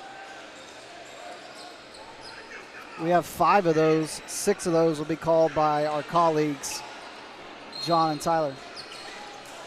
Inbound now to Ferguson, and foul called by Dos Santos. Not a good foul there by Dos Santos. Not at all. And they're going to run the clock, it looks like. They're not stopping it. But there's no indication to get them to stop the clock, which is interesting. Yeah, not at all. So it'll be Ferguson now to inbound. Zeke Jones and Ed Bullock there. Playing receiver, it'll be Ed Bullock to bring it down, guarded by Ford. Now Ferguson. Ferguson drives. Now you want to try and drown out the clock. And that's what they'll do. And Williams, and they'll call the foul. They are going to stop the. Nope, still got it going. It's foul called there on number 24, James Lee, and now Howard Williams will go to the free throw line for a 1-and-1. There hasn't been too many fouls this game, unlike last game. Only 11 so far here in the second half. And this is going to do it. They're going to call for the stoppage of the clock. Well, it looked like it were anyway, but maybe not. And first free throw up and good from Howard Williams. And now they stop the clock. 62-51 your score, and now it's going again. Yeah, we're playing a little stop and go here. Red light, green light. They're just hoping they can get away with it. 62-51 your score. Howard Williams now at the free throw line, looking for his second shot. And he Sinks it. Nice job by Howard Williams. 15 seconds remaining here. Outside shot by Simbauer. Can't get that one to go. Rebound by Rupert, and that will do it, my friends. Team Halley with a much-needed win over Team Scoot, 63-51. That is going to do it. And how about Team Halliburton getting the win to finish the night? And Hayden, what a good first night to start the weekend in Spooky Luke. Absolutely. Phenomenal performance there by Team Halliburton, even there towards the end. Got a little complacent on the defensive side of things, but they end up pulling away. They win 63-51. Phenomenal job by Team Halley. I'm Hayden Coker alongside Namath Pitts tonight. Phenomenal game of basketball tonight, and just wait for tomorrow. We've got more Pro 16 live action coming for you here in about 12 hours. I'm Hayden Coker alongside Namath Pitts here in Hamilton, Ohio. Y'all take care and peace.